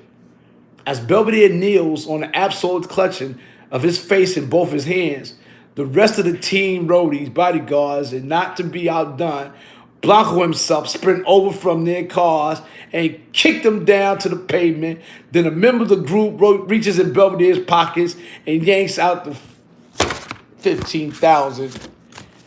Now that's where I got fired. That's where I got fired. You see, I'm gonna tell you something. This is an influence that I had. this is an influence. Let me tell you something. Didn't dawn on me exactly what I had. Okay, he was on the road. He rode the road with me. This is a story, right? And now it comes to my senses. Now, I'm driving. Belvedere. He got some money, I think. Gave me half. He took half. Whatever. I don't know how they broke the money up, but somehow I had half, and he had some money too. But we was finished with the show, and we was on our way back to New York. And you know, everybody's tired. Wake up on, yo, let's go to IHOP. I said, where are we going to IHOP? He didn't want to go to IHOP. Now we got to go back to Dan's automatically. We got to get there fast. We got to bring him back the rest of the money. What? You got like 15,000 left. You got to bring out what? Now we can. Bill Blass was there. R.I.P. Bill Blast. You know, because like I said, you know, we had an entourage. I was driving the Suburban. Dudes had their own vehicles behind me, 3 or 4. So they wanted the IHOP. He said no. I pulled it IHOP anyway. Boop. I got out. I think I spoke briefly to Bill Blast. Yo, Blast, we can go in here and get something to eat. So dude was on the phone, and I hear him talking to Dan. Yo, he stopped here. He did this. He did that. So I called Dan and said, yo, man, dudes is hungry. Niggas want to eat. Yeah. He's like, yo, man, you know, Dan's was, with me, Dan was the boss of the bosses. But he rarely gave me direct. He never give me direct orders. He don't. Yeah, and I'm not gonna say he was afraid of me or intimidated, but he never gave me direct. He was real careful about how to say things or what to say things to me because he didn't. I guess he felt as though he didn't want to be on my bad side in a way. I don't know. It's something hard to explain. You understand what I'm saying? Like I didn't catch it, but like he didn't go with me and he didn't go against me. He didn't go with me. He didn't go against me. So when I called him, I said, I don't care about that. We going to IHOP, you heard? These dudes are hungry, you heard? This is what my job is. Take care of these, you know what I mean? So when he got the phone, I got on the phone with Dez. So I hung the phone up and I went over there. I said, yo, why you called Dez and said that we at IHOP. You know what I'm saying? Boom, boom. Yo, but Kevin, we gotta go. We can't just worry about them well-being. You know, Dan's the boss. He got poof, poof, poof, poof, shut the fuck up, you heard? Tried to one day, baby, fuck up. You heard? Everybody just, and you know, me, I didn't know that everybody just jumped on them. You know, I didn't know it was going to happen. Like, when I hit a beat, shut the fuck up. I'm tired of you. Boom, boom, you heard? And then, you know, we robbed him. We took all the money out of his pocket. You heard? I took all the money out of his pocket. Yo, I know it's mean to say that. I took the money. I took money out of here, you heard? And, you know, and then Bill Blast came over there and broke us all up. Yo, Cake, what you doing? I said, oh, man, they crazy, man. Yo, niggas hungry. We got to go eat, you heard? Come on, let's go eat. He got up. I had the keys to the Suburban. So, he rode back with Blast after that. He didn't get in the car with me. He rode back with Blast. Bill Blast put him in the car. But I took the keys and we went in IHOP and we ate. And some people left. And I think Bill Blast left with him. But we stayed at IHOP and we ate buttermilk, biscuit, pancakes, waffles. We had all the money out and we split it, you heard? Yo, what's up? 15's that. We split that, you heard? Come on, we ain't take nothing back, you heard? So I know it was already, listen, I would have had to done, I could have just took the whole thing and said, y'all niggas done, because I'm already fired. I knew I was fired. Yo, man. You know what I'm saying? That's exactly what happened, you heard? I hate digging this long-ass lives, though. You know what I'm saying? But that's exactly what happened. You know what I'm saying? So we in there eating pancakes. We might as well get our fun now. You heard? So we in there eating pancakes. Boom, boom. Dudes like, this thing KK crazy. That's some fuck. Boom. They took all the money from the dude. Everything. You heard? Fuck out of here, man. You know what I'm saying? Dudes got to eat. You heard? What you talk about, man? I risked my life. I got the hardest job ever. I got to get the women. I got to watch out for security. I got to carry the joint. You know what I'm saying? I do a lot of stuff, bro. Crazy, man. What comes out, don't come back. What comes out, don't come back with me. You heard? You ain't coming back. What's wrong with y'all? You know what I'm saying? Life is on the line, man. That's not even enough to pay for a casket if I drop, you heard? What y'all talking about? You heard? Straight like that, man. That's casket money, you heard? You know what I mean? Casket shark money. Nah, man. You know what I'm saying? Crazy, man. That's a Fendi, Gotti Savage. Word. That's a Fendi, Gotti Savage, you heard?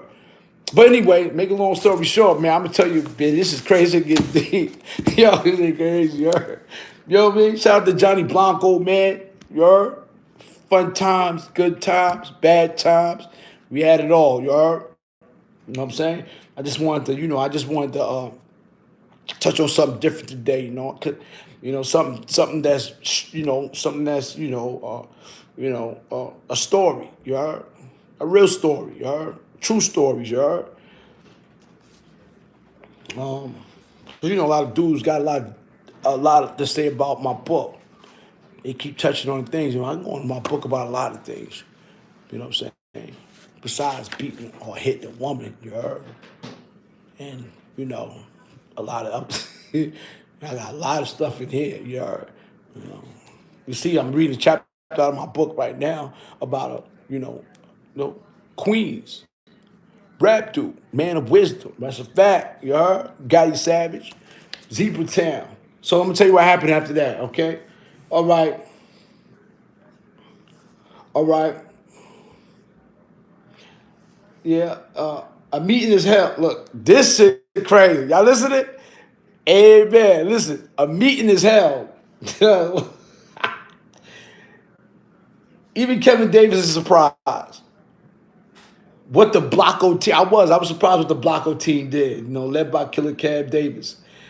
Has just done, has been to beat down and rob their own label rap A&R producer.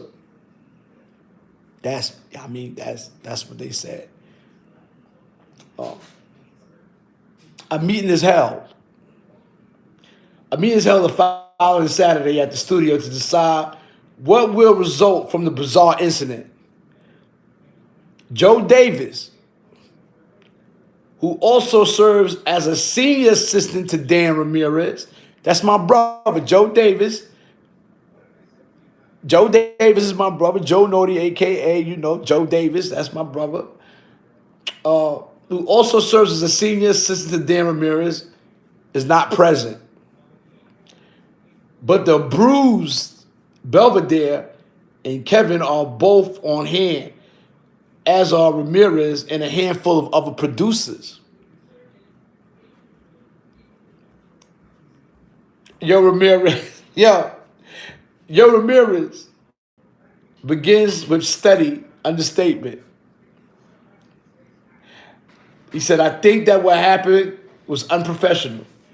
What Kevin did was wrong and could have been prevented by him being smarter. Therefore, I don't want him on the road anymore.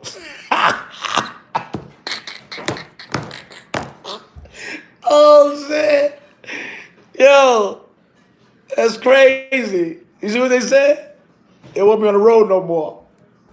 Therefore, I don't want him on the road anymore. He said, look, this is what it says. Right? This is what it said. The team is up in arms. It is not so much that they like Kevin Davis or that he might have saved them from being robbed in Cleveland. Secretly, they aren't sure whether or not the whole robbery threat had been real. No, it is what Kevin has come to represent the street credibility of the group, of White Boy, and in a way of the entire studio. Without Killer Cab, it simply will not be TOG anymore. Dan Ramirez is sweating. He doesn't really know what to do. He has $100,000 to $500,000 invested in the building and another $150,000 invested on Johnny Blanco. He knows that the pleasant looking white kid from Queens who rhymes my flames, it matches, my kerosene catches, can use some publicity. The worse, the better. Say an item in the Source magazine about how Blanco stomped his label rep and robbed the petty cash. And about how Blanco stomped his label and robbed the petty cash. And though Ramirez decides he can't allow his staff to mug his label rep, he stands his ground and upholds Kevin's band. Oh, shit. Oh, my bad. Do me a favor, send another 100. It's okay. Yo, do me a favor, send another 100 to KK. So listen, I think it stopped. My bad. Appreciate the donation, you heard? Appreciate the donation. Nigga said you bugged out, Killer. Yeah. So Dan said the worse, the better. Say an item in the Source magazine about how Blanco stomped his label rep and robbed the petty cash. It's Source magazine. In the end, though, Ramirez decides he can't allow his staff to mug his label rep. He stands his ground and upholds Kevin's ban. You heard? And that's all right. I'll go on the road on my own car, Kevin announces. You know what I did? I said, I don't got to go on your road. I go in my own car and get on the road still. I'm going to still go. That's what I said to them niggas, you heard? Because the whole team didn't trust nobody else being on their team to hold them down like me. They was mad, they was sad, they was angry at Dens, but you know, I couldn't be, I respect the decision, you heard? But I was like, you know, I'ma still go. I was like, I'ma still go. Because they gonna let me know I'm still on the team.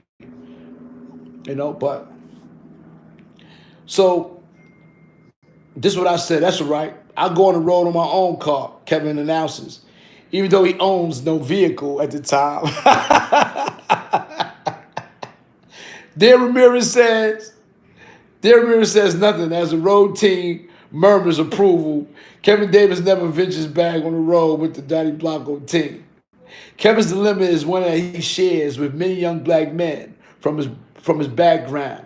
It is the same characteristics that makes it more difficult for them to start at the bottom in any job, any career, or even in college. They do much less well than their middle-class counterparts, and even less well than low-income black females. What the fuck? I read that right? The fuck? Hold up, I think I read something wrong. Let me read this again, you heard? Let me read this again.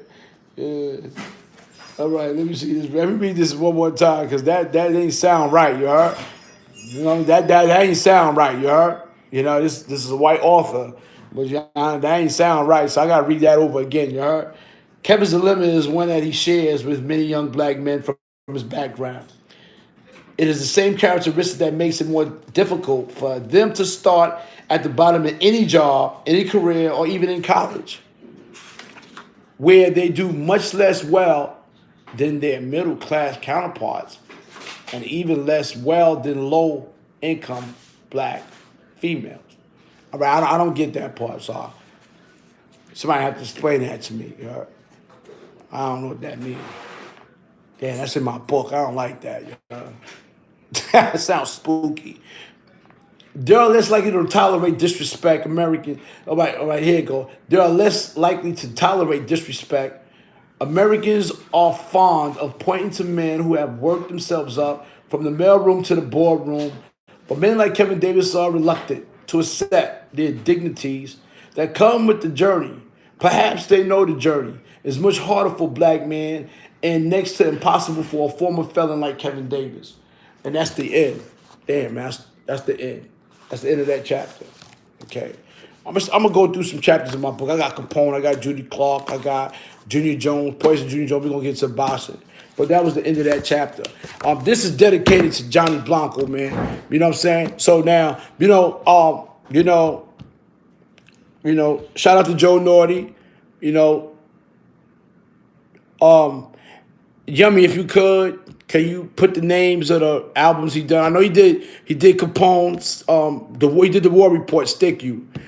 He did Coogee Rap, I think. He did the Rakim Era B joint, The Mystery Who Was God, The 18th Letter, Coogee Rap, Fast Life, Fast Cars. I think he did that beat back in the days.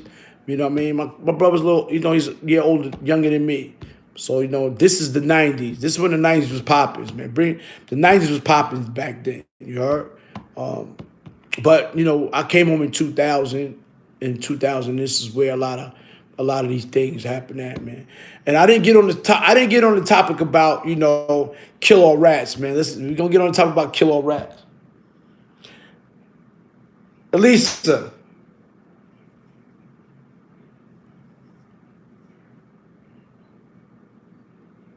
Lisa, can you bring my charger out? Bring my charger out. I'm about to get off this, man. I want to go through a couple of things, though. I want to talk about a couple of things. Shout out to Mike Beck, Killer Rat. Shout out to Bill Blast.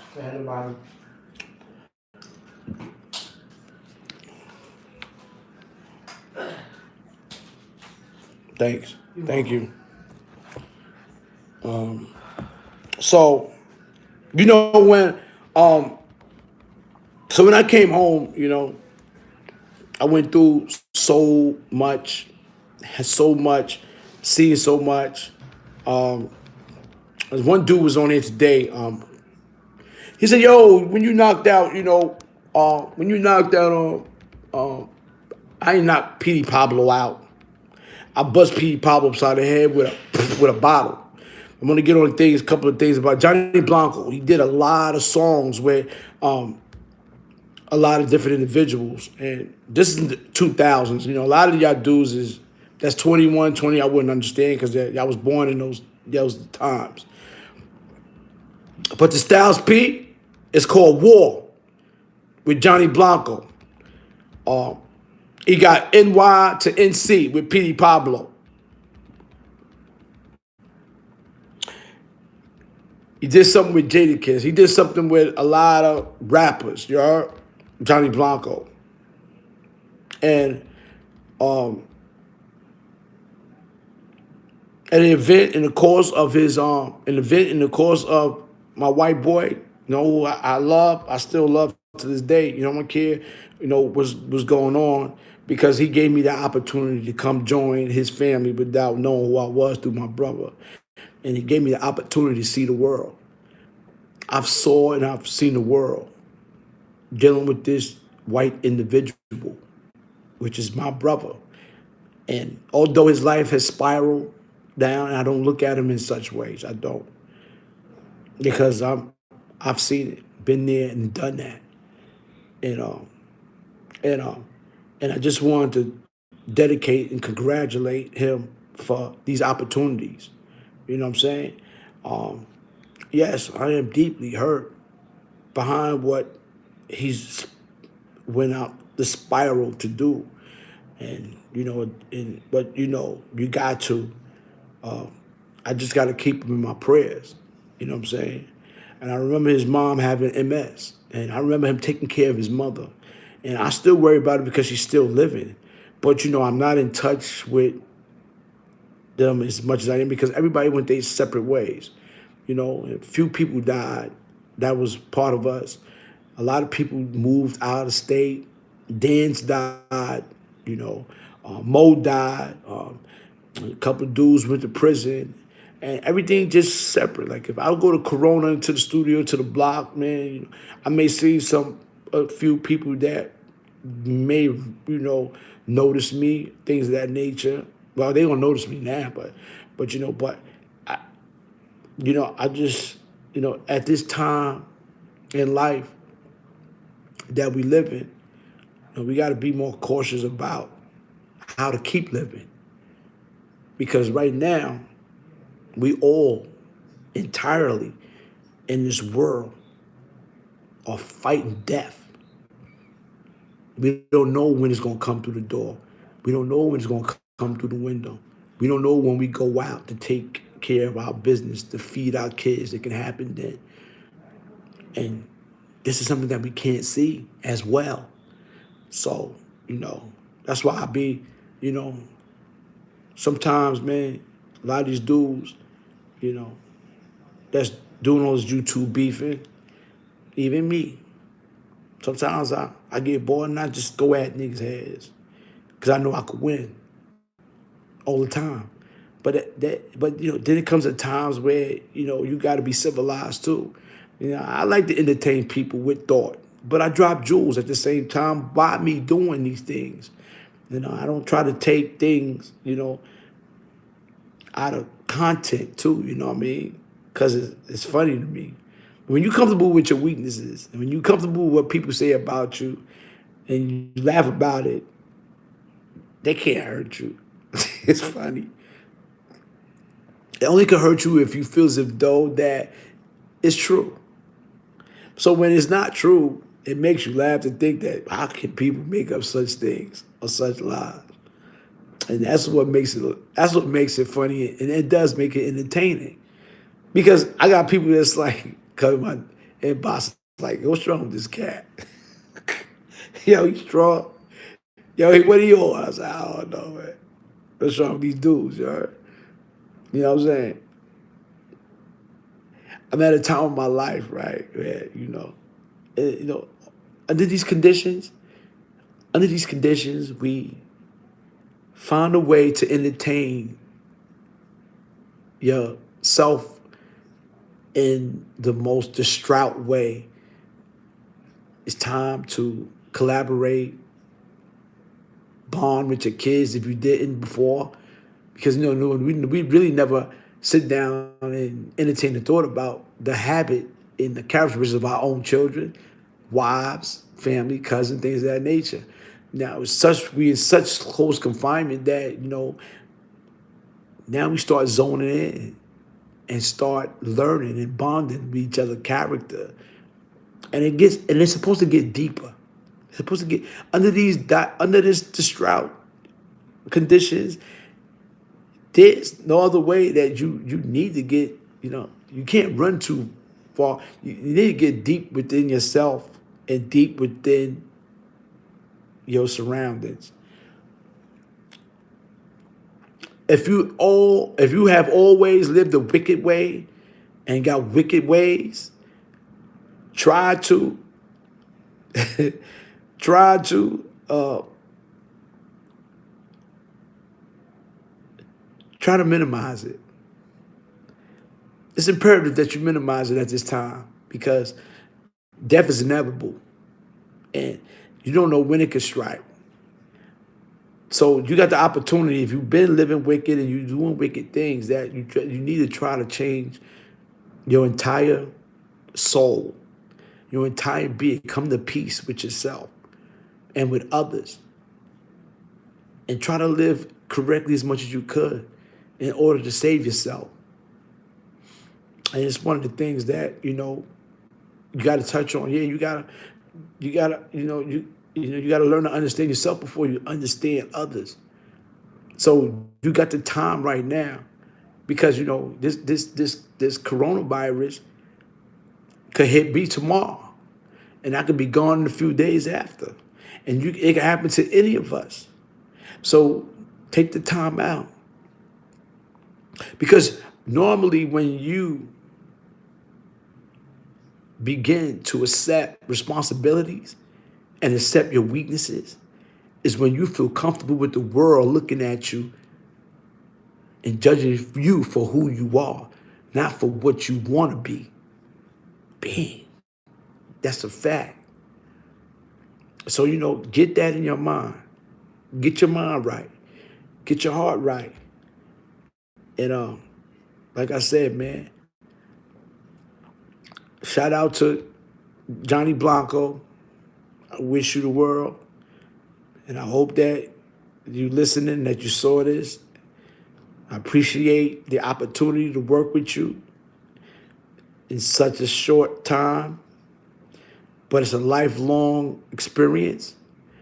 And Joe Naughty, my brother, I appreciate you wholeheartedly. Stay content on still producing records, which he still is in LA. Oh man, tell him, shout out to Gravy. Gravy is, I don't know if y'all know Gravy. He hangs around with Gravy. Gravy is the one who played the Notorious B.I.G. character in Get Rich or Die Trying. Gravy's out there with him. You heard? Shout out to Gravy. You heard? Johnny Blanco, back to you. I hope you, Mike Beck and Bill Blast, man. One of the things I love about I want to go into Mike Beck. I'm gonna tell you something about Mike Beck. When I was in jail, all right, I'm gonna do a story. When I was in jail, when I was in prison, like I said, was one of the reasons why I came home and I got clicked in. It was an incident happened with Capone from CNN War Report, Noriega. An incident happened with him, and I took precaution. And when I came home, it was nothing but love. But when I came home, I was introduced by, I went to Queens. I went from Brown still in Brooklyn, but I was in Queens, and my brother was, gave me an opportunity to introduce me to a lot of, rappers, you know, you know, high profile rappers. And a lot of high profile people too. So like I said, when I got the opportunity to meet Mike Beck, I saw a resemblance of me. Mike Beck had the all white 420 Benz truck. He pulls up in front of the studio. Mike Beck pulls up in front of the studio. Gotta charge my phone. I should have been on here too long. But Mike Beck pulls up in front of the studio. I think I was I was upstairs. I was looking out the window. It was on a summer day. Mike Beck pulls up in front of the studio. I see a kid come out, boom.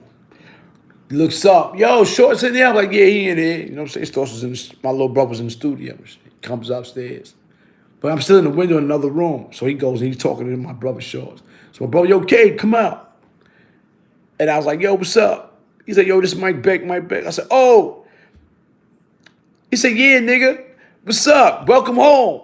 So I hugged Mike Beck and we got tight. He said, yeah. I said, yo, you and my brother. So I said, yo, yeah, I still got mad pictures of y'all together. He said, yeah. Him and Shorts, that's his boy. So I was receiving pictures of Mike Beck when I was up north before I even met him. Of him and my brother in Brownsville, East New York, all of that. You heard? Driving around all type of crazy whips. You heard? It was mad love. You hear me? It was mad love. So it was crazy that when I learned of his demise, I was out of town. When I learned of his demise, you know what I'm saying? It was crazy. Now I seen him around, Kill All Rats. He came out with the Kill All Rats. I started yelling at, but I was in jail a lot. I was in the county in Elmira, so I yelled at a lot. Kill All Rats, yo, my son Mike Beck. I seen him in the hip hop magazine, Sauce and all that. He running around with Fat Joe, Pistol Pete. And I was like, nigga, my son doing his thing, you heard? One of the things I remember about him when I came home was that he said, yo, he pulled me to the side and he said, yo, KK, no due respect, me and you is nothing like these niggas.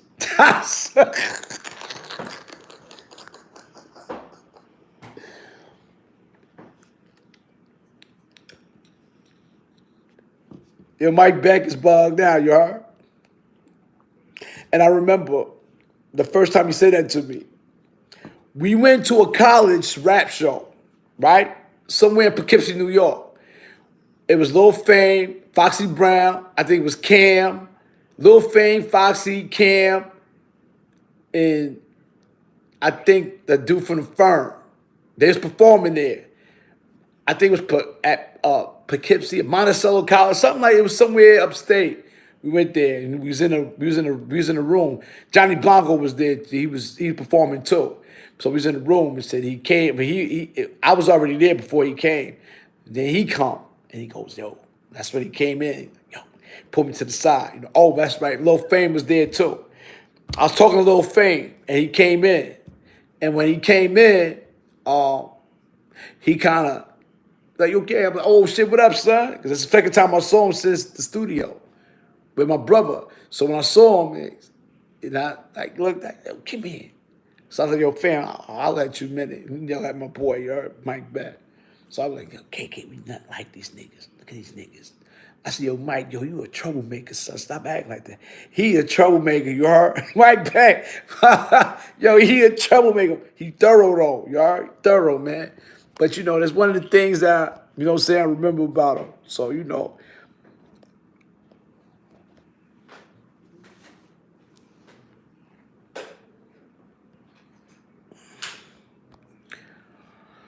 Yeah, it's a fact. Yeah, man. So man, it was just it's just it was just a positive thing that we was going through at the time. But it was a mental, it was a battle, it was still a battlefield. You know what I mean? People getting murdered in this rap game, and it's one of the things why I fell back. A lot of people was getting murdered, names was coming up. I bust P. Pablo upside his head, because he sung a song called. Well, they made a song together. We came to the studio, the same studio. Let me tell you something. I stayed in the studio. That was my crib. The studio was my crib in Corona, where Ice-T came through, E40 came through, Akinali, everybody came through. Everybody came through that studio.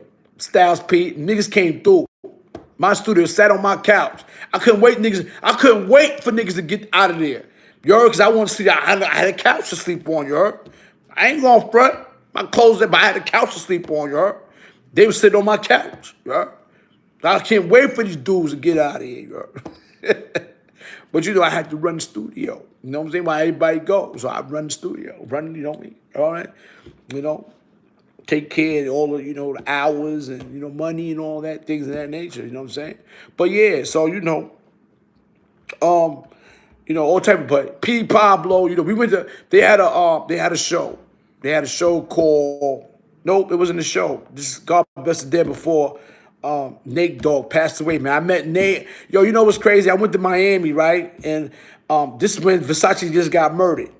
We was in Miami. We was on the same. We went to the same block. Versace mansion was when he got killed, right outside the doorstep. And they got a video. This camcorders out. They had a video of me.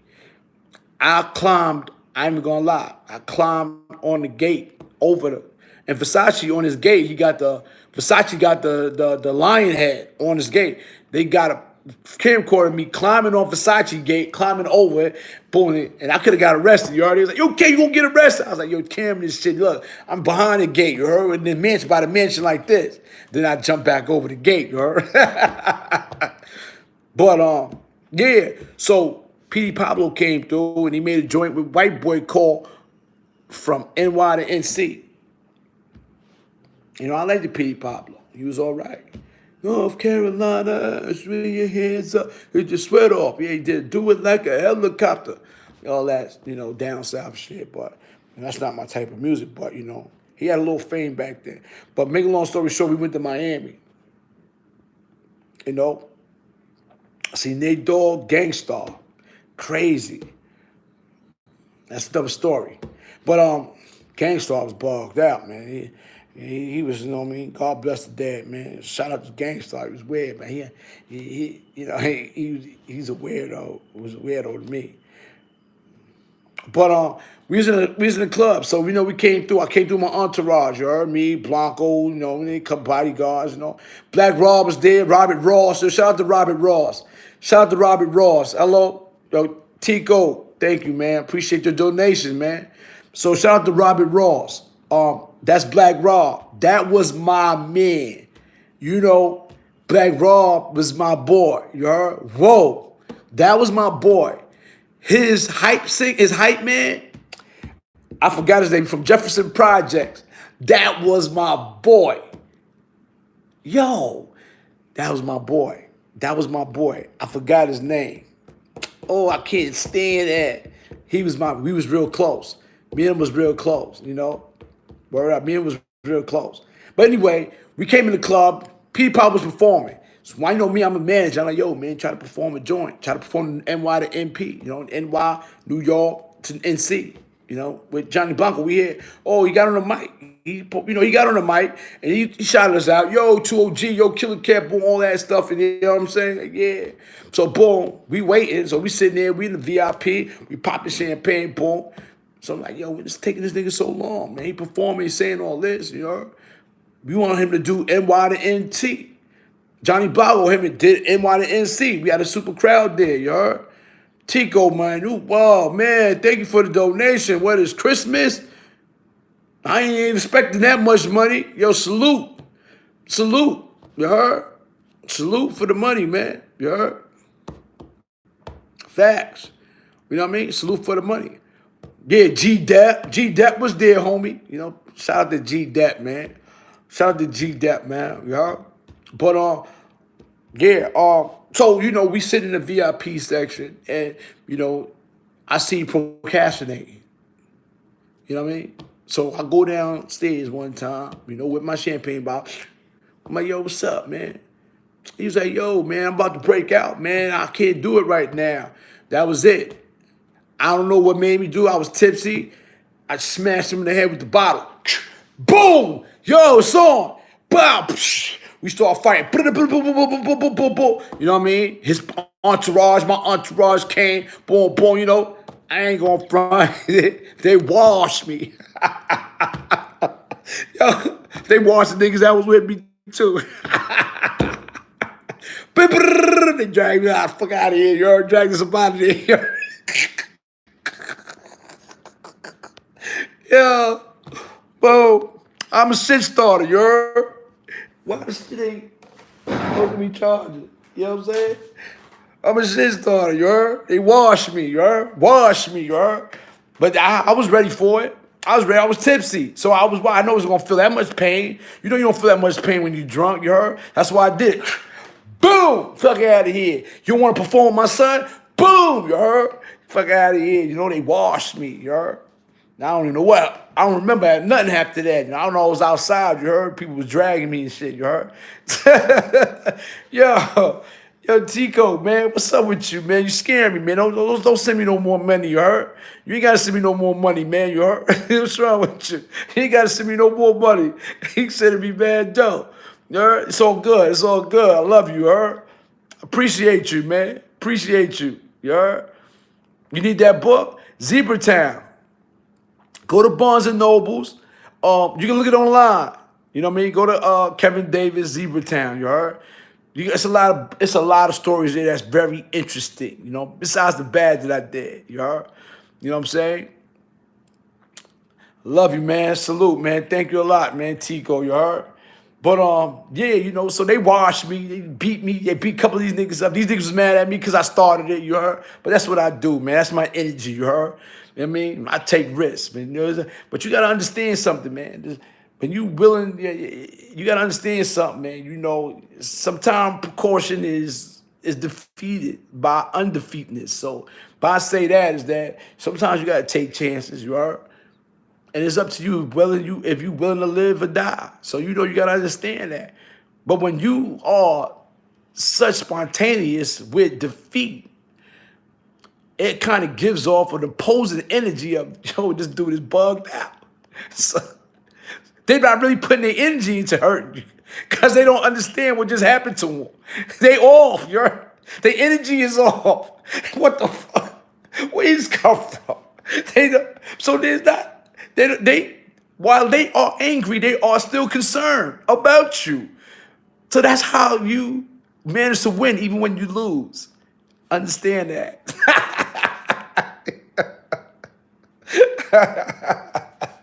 That's what I do. You heard? You know how I just put it, right? Y'all know how I just put it, right? But all right, yeah, man.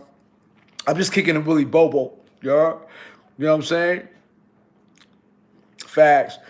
So, well, and it was a pleasure to meet. God bless the day. It was a pleasure to meet Nate Dogg. And one of the things that I loved about him when he did the 50 Cent joint, 21 Questions. I love that song. If I fell off tomorrow, would you still love me? If I didn't smell so good, would you still hug me? If I got locked up and sentenced to a quarter century, could I count on you till you be there for me mentally? That shit right there, if I went back from the hoopy to a Benz, would your poof disappear like some of my friends? You gotta listen to that record. But when I saw Nate Dogg for the first time and I got a chance to meet him, and I met Capone out there too, by the way, while I was under duress, you heard?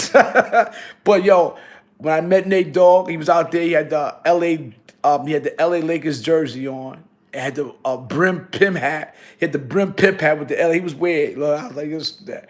But he was very cool, very understandable, very, very, very, very respectful, man. You know what I mean? R.I.P. to Nate Dogg. And, we had a short, brief conversation. And I was like, yeah, 21 questions. Seen that shit, pop. Seen that. And he was younger than me. He was like 2 years younger, but he looked at older. He was more mature than I was. I was still on go. I still on go time. He was a laid back dude, you heard? But he very civilized person. I like, another rapper I met that I didn't. Another rapper I met that raised concerns was, and I know R.I.P. to his soul, was Gangstar was weird. He threw me off the way he looked at me, and when I came in, he knew he was coming. We had a lot of connections in Miami during this the Players Mansion convention or something, things of that nature. But everybody was a whole thing, Grimy was the Capone, Noriega, they had the big tall bus, Grimy. They was out there, you heard? That was 1146. They was out there. So, it was just, it was crazy. When the Grimy tour came, that was, remember the record? Grimy. Grimy. That was my joint. Grimy. That was my joint. Grimy. You heard? That was my shit. No, but, yeah, Gangstar rubbed me the wrong way. So I came in, he had a strip club in Miami on the strip. We came in, boom. I don't know what it was, my presence or my glasses or my look. I think, sometimes, I'm going to tell you the truth. I ain't even going to lie. I stood out from a lot of people because I was, I had the part in the middle of my head, and I had the waves to the side. So my shit was spinning, But the part in the middle, directly in the middle of my head, and separated the waves, going to the side was different. People barely wore stuff like that, and and I can say off hands where I really like Wiz and Tut, a few old school dudes that was known, they wore their hair like that, the waves to the side. See, the kids and everybody went around the circles. They did the circles. We went to the side, you heard? Our waves was on the side while everybody went running around the circles. We was going to the side, you heard? And that was one of my main things, I was going to the side, you heard? So, people, I don't know, man. I stood out. So people, I was unique in that way, I guess, I assume, and looked at my head, like, got a part in the middle and said, what the fuck, you heard? You know what I mean? It was crazy, but it was a wisdom part. So, I was different with it, you know what I'm saying? But when I went inside Gangstar Club, he just kept, he just like kept his eye on me like as if though I was gonna stick him up or something. I don't know what it was, and I was in there spending hundreds of dollars on strippers. Like just thought it. Me and my crew we sit there, boom, shopping, pan. We popping champagne, boom, boom. Every so often I'm looking around. I gotta go get some more cash, change some $100 bills in for singles, and I was doing all of that, And he kept staring at me. I said, yo, I told my man, I said, yo, why did he keep staring at me? I was like, I don't know. I said, I'm out of here, man. So I took the keys to the car. I said, that nigga's gonna walk. I'm going back to the hotel. So I wound up going to the hotel. And on my way to the hotel, me, I'm in the suburban, right? So I'm riding the strip. So I see some, chicks, some Cuban chicks and stuff, back then.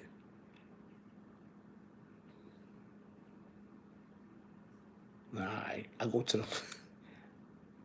shit got quiet in here. What the fuck? Turn the TV up. Somebody's looking at me.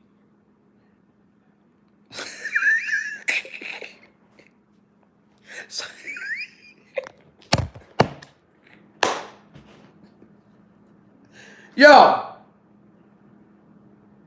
Lisa, you had the TV on?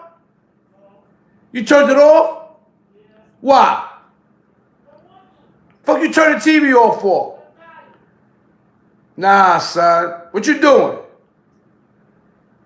What you doing?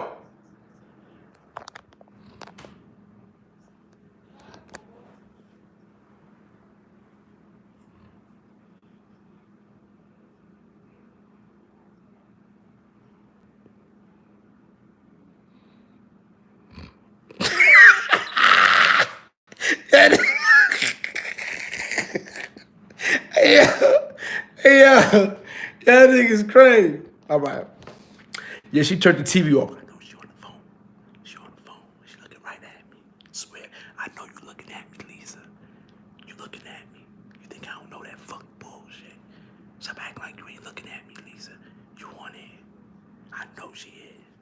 But anyway, that's back in the past, though. But I took some chicks to the hotel, right? So listen, I took some chicks to the hotel, some Cuban chicks, you know, I'm running around, you know, butt naked, things of that nature and shit. You know, got these chicks running around, you know what I mean? Got mad money on me and shit. I get a phone call, right? So I get a phone call. Hey, yo, my brother called me. Yo, what's up? Somebody want to talk to you. Who want to talk to me? Hey, yo. I'm like, yo, who it is? Hey, you stand, you know this shit. You know, they talk funny. Yeah. I still didn't recognize who it was. Oh, I don't know who this is. Yo, Sean, I'm about to send, what you doing? You got to come down to the club. I'm at such and such. I'm at Fontaine, Fountain, some shit. Club, boom, boom. I said, I don't know where that's at, you heard? He said, well, I'm going to send somebody to come get you. Your brother here with me. This Capone, nigga. I said, oh, Capone, what's up? He's like, yo. I said, yo, man, yo, you want me to come down? He's like, yeah. I said, so I ain't get a chance to do nothing. I sat around with a heart on, man. I ain't get a chance to do nothing. So I said, oh, yeah, I got to go, y'all. What? I said, come on, get dressed. I gotta go see Capone. We want to come. Y'all can't come with me, motherfucker. Get the fuck out. Drop the motherfuckers back off the same way I was tight. Don't you know I ain't couldn't even get nothing after that? After I went and got drunk and all that, I tried to cook for couldn't nobody like, fuck you, yo. I couldn't get nothing now. That was the end of the story, yo.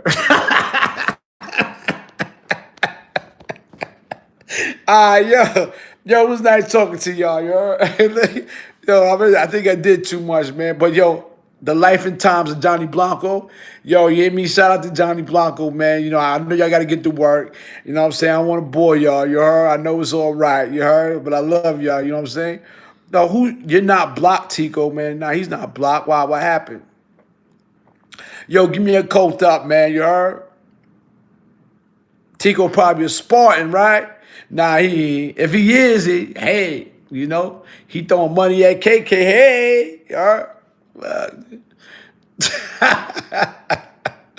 Hey, Caribbean Queen, how you doing?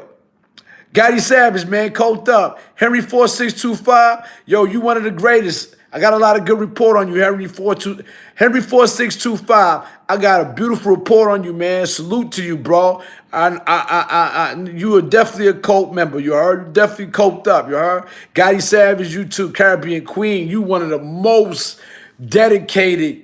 Yo, I don't know what was you doing last night. I think you was on a go, but you was on somebody's heels yesterday. And I was like, yo, where your hubby at? You was like, he know. Yo, I don't know what's going on with Caribbean Queen, but she's straight coked up. You heard? You know what I'm saying? Facts. Yo, Romello Hill, G's, Damu, yo, what's up? Looking for the truth, 100. Salute. You already always keeping the buck, son.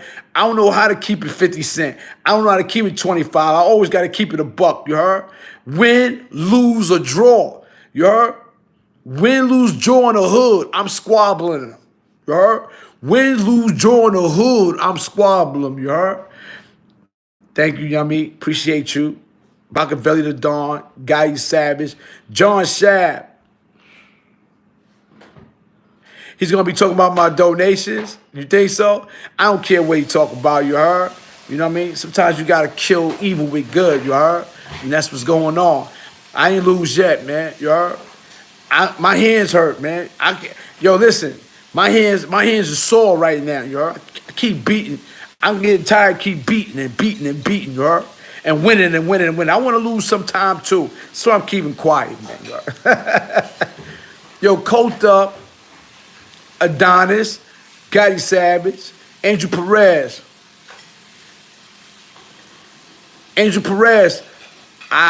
Cross told me to do the same thing. I ain't even gonna lie. Cross told me to do the same thing, and I don't feel comfortable with this phone, you heard? I don't feel comfortable with this phone, but yo, hit me in my DM on IG, Angel Perez. Hit me on my DM. You know what it is. Tell Shaolin I send my love, you heard? Yo, Tico got blocked. You know what I mean? Because they said, oh, so they blocking the dude that's giving the money. Now I see. Nah, man. Can't get that spark. You'll get that dudes up out of here. You heard? Let me see. Let me see something. Yeah, get the dudes up out of here.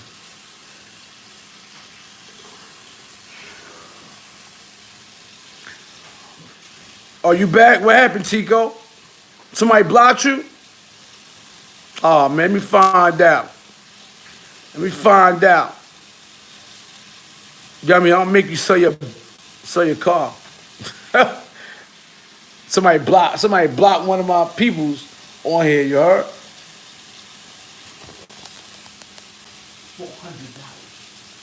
Yes, you gonna pay my light bill. I think that's what it said. Yep, 4. All right, well, shut up. You're just running your fucking mouth, man. Fuck out of here, man. All right, man. Yeah, what happened, though? They hating on me? Fuck me. That's what rodents do. Let me tell you, Caribbean, they hating on them? Somebody really blocked them? Send 1,000 just for that. Come on, them rodents, you heard? They gonna die stink. They look stink. Spartans stink, you heard?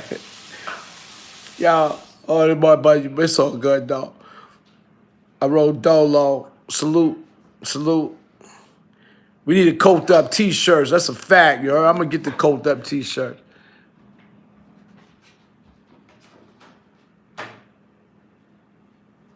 I'll eat that shit. I'll eat that fucking shit. No, you won't. Yeah, I will. Once me eat, I eat that shit right in here alive. Eat it. I eat that shit. Eat it. Best stop playing with me. Eat it. You know what I'm saying? Eat it. She mad because I'm using my Valentine's Day card. I bought her as in my book, right? She gonna grab it, get mad at me. I eat that shit. I eat it and swallow and shit it out and put it together and let her say, hey, take it back. Yeah, go ahead. Do it. Go ahead. Do it. I'm gonna really make you eat it. I'm gonna make you eat that shit. I'm gonna go out your fucking nose and your fucking ears. Show off. Oh, shit. They know. Oh, shit. They know. Fuck is wrong with you? I eat your shit. Shit it out and put it back together and give it to you again. Fuck out of here. I'll cut your ass. You fucking motherfucker. Yo, fuck is wrong with her? I'll cut you. Yo, out of here, man. Oh my God, let me get, yo, what's up, man? Pop off. Watch the fat. That's what I do. Pop off, you heard? Straight like that, man. KK, leave CO alone. Yeah, Caribbean Queen said leave you alone. She love you. Her husband. Thank you. She said thank you. Yummy shouted you out too. She said salute. She said hi, Yummy, you heard? And be careful, everybody. Yeah, be careful out there. She said for everybody. Everybody be safe. You know what I mean? Like I said, man, you already know what it is, man. She is the boss, you heard? She the boss, you heard? I be playing, but she the boss. But sometimes don't get twisted. You know what I mean? Sometimes I challenge her, you heard? You know what I mean? You know what I mean? I challenge her sometimes, you know. You know, nobody want to tell him I said salute. Where he at? He's on here too? Caribbean Queen? Facts.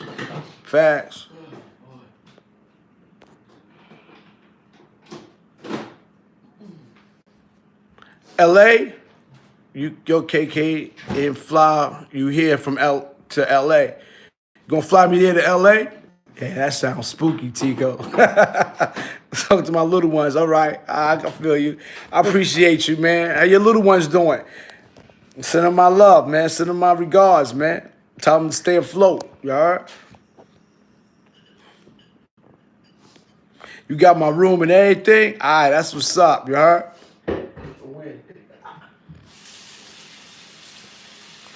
Hurry up and dial 187. Coked up. That's what I'm talking about. Punch that like button on the way in. Bing, bing, bing. That like button is good, man. It's going down.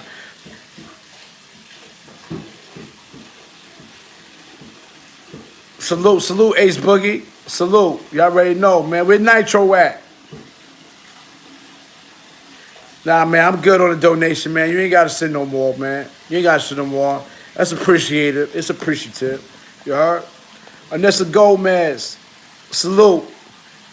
You know what I mean? Salute. Oh, you got 7 kids? You got 7 kids and you donate me? Man, take some of that money back, man, and feed them damn kids, man. You got 7 kids, man? What? Man, take some of this money back, man. I'm gonna donate some of this money back to you, man. You already take some of that money back, man. Yo, what's up, man? He said, I got money for years to come. All right, salute, man. I love you, Tico. You heard? Tico, I love you, bro. You heard? Salute. All right, man. Get up off of this joint, man. You heard? To the next topic, till I hear the next best thing, you heard? Stay up. Stay afloat. Stay real, you heard?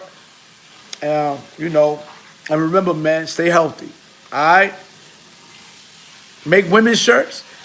Ain't the t-shirts for women and men?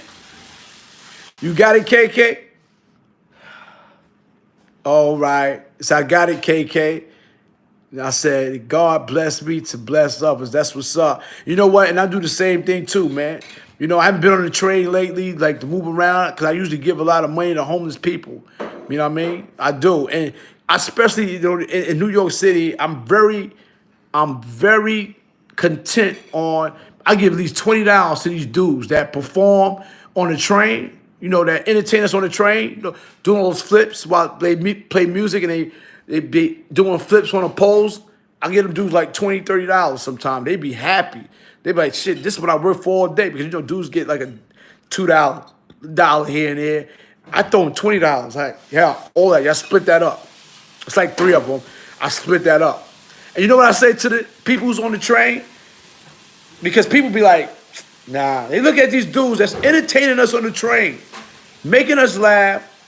I say, you know, after I give them the money, right, I tell the whole train, I get up, I make a speech, I say, you know, y'all gotta respect what they're doing because they could have been on this train robbing us instead of trying to entertain us. So think about it. Then everybody start going in their pocket like, oh, wow, that's deep. You heard? And then they start pulling out money. And then the dudes look at me and be like, yo, OG, man. Yo, God bless you. And I'm like, yeah, man. Because you ain't out here robbing. You ain't out here stealing. You out here entertaining us, risking your life, doing these upside down flips on the train to entertain us for a living. And this is why I promote that wholeheartedly. What they do. I give them, you know, what I can spare. You know what I'm saying? And that's a fact. You confused, Tico? No, nah, Tico. Yo, yeah. Yummy. Teespring.com. I got youth food shirts. I got youth food shirts that I sell online. That's what Yummy's putting up there on the link. My story. Yo, 19. Yo, 19 Amarillo. Y'all know, right? 3 hours later, right? Make a long story short, right? Yo, just trying to soak it up. But I'm not sleepy. That's why I slept all day. So I'm up. I got up like 9 o'clock. I was late. I supposed to have been doing a live at 8. I got up 9 o'clock, ate some chicken, drunk some ginger ale, and some baked potatoes. And I was like, oh, wow, man, I told everybody on my Instagram that I was going to do the story on Johnny Blanco. So I got to cut it off short anyway, man. You know what I'm saying? But, yeah, 3 hours later, you heard? I'm hogging the phone right now. I don't want nobody else to get on, you know, except for me, you heard? I'm hogging the phone, but it's all good. You heard? It's all good, baby. But I got to read some more. I'm going to read some more chapters during the week. Try to minimize the hostility that's going on with these rodents, you heard? You know, try to, positive vibes, man. We got to have positive vibes because, you know, this world that we living in right now is contaminated. And as much as bad as it sounds, man, thank you. As much as bad as it sounds, man, we don't know when it's going to happen to us. New York State got it the worst. Upstate, New York State, Brooklyn, it don't matter. It's everywhere. It's always sneaking up on people unexpectedly and it's killing us. So this is why I'm trying to take the time out, to put a positive note in it instead of a negative. You know what I mean? You know what I'm saying? So that's just my thing. You know what I mean? And I appreciate y'all for listening, and I definitely appreciate y'all for listening to me for these long hours. I usually don't do these long ass hours, but I had to read a chapter. And I like reading chapters out my book. You know what I'm saying? That's what I'm gonna start doing. Start reading chapters out my book. Since everybody promote my book without me promoting it, and just taking a little bit of a sentence, a seed, putting it out there and making it big, I'm gonna read you some chapters in the book. You heard? Facts. You know what I'm saying? Got each chapter. Got each chapter. All right. Everyone KK on put me good. God bless. All right. No doubt, Tico. Facts, man. Facts. Yo, open the door downstairs with wild rats. No Billy. I ain't gotta come downstairs. You all right? Come on, I'm buzzing you in. We need more food, you heard? That's a fact. We need more food, you heard? Zebra Town. Yeah, Kevin Davis available on Kindle, Amazon.com, Barnes and Nobles. You know what I mean? Fact, Diesel Brown. All right, so I'm going to take it down. Love y'all. Stay safe. Stay healthy. Caribbean Queen, thanks. Yummy, thanks. Nitro Active, Ace Boogie. Let's talk about it. Popcorn salute. Everybody, man. You know what I mean? You know what I'm saying? So salute to everyone. Peace out. Good night. One. Angel Perez. That's right. I ain't forget you, you heard? All right.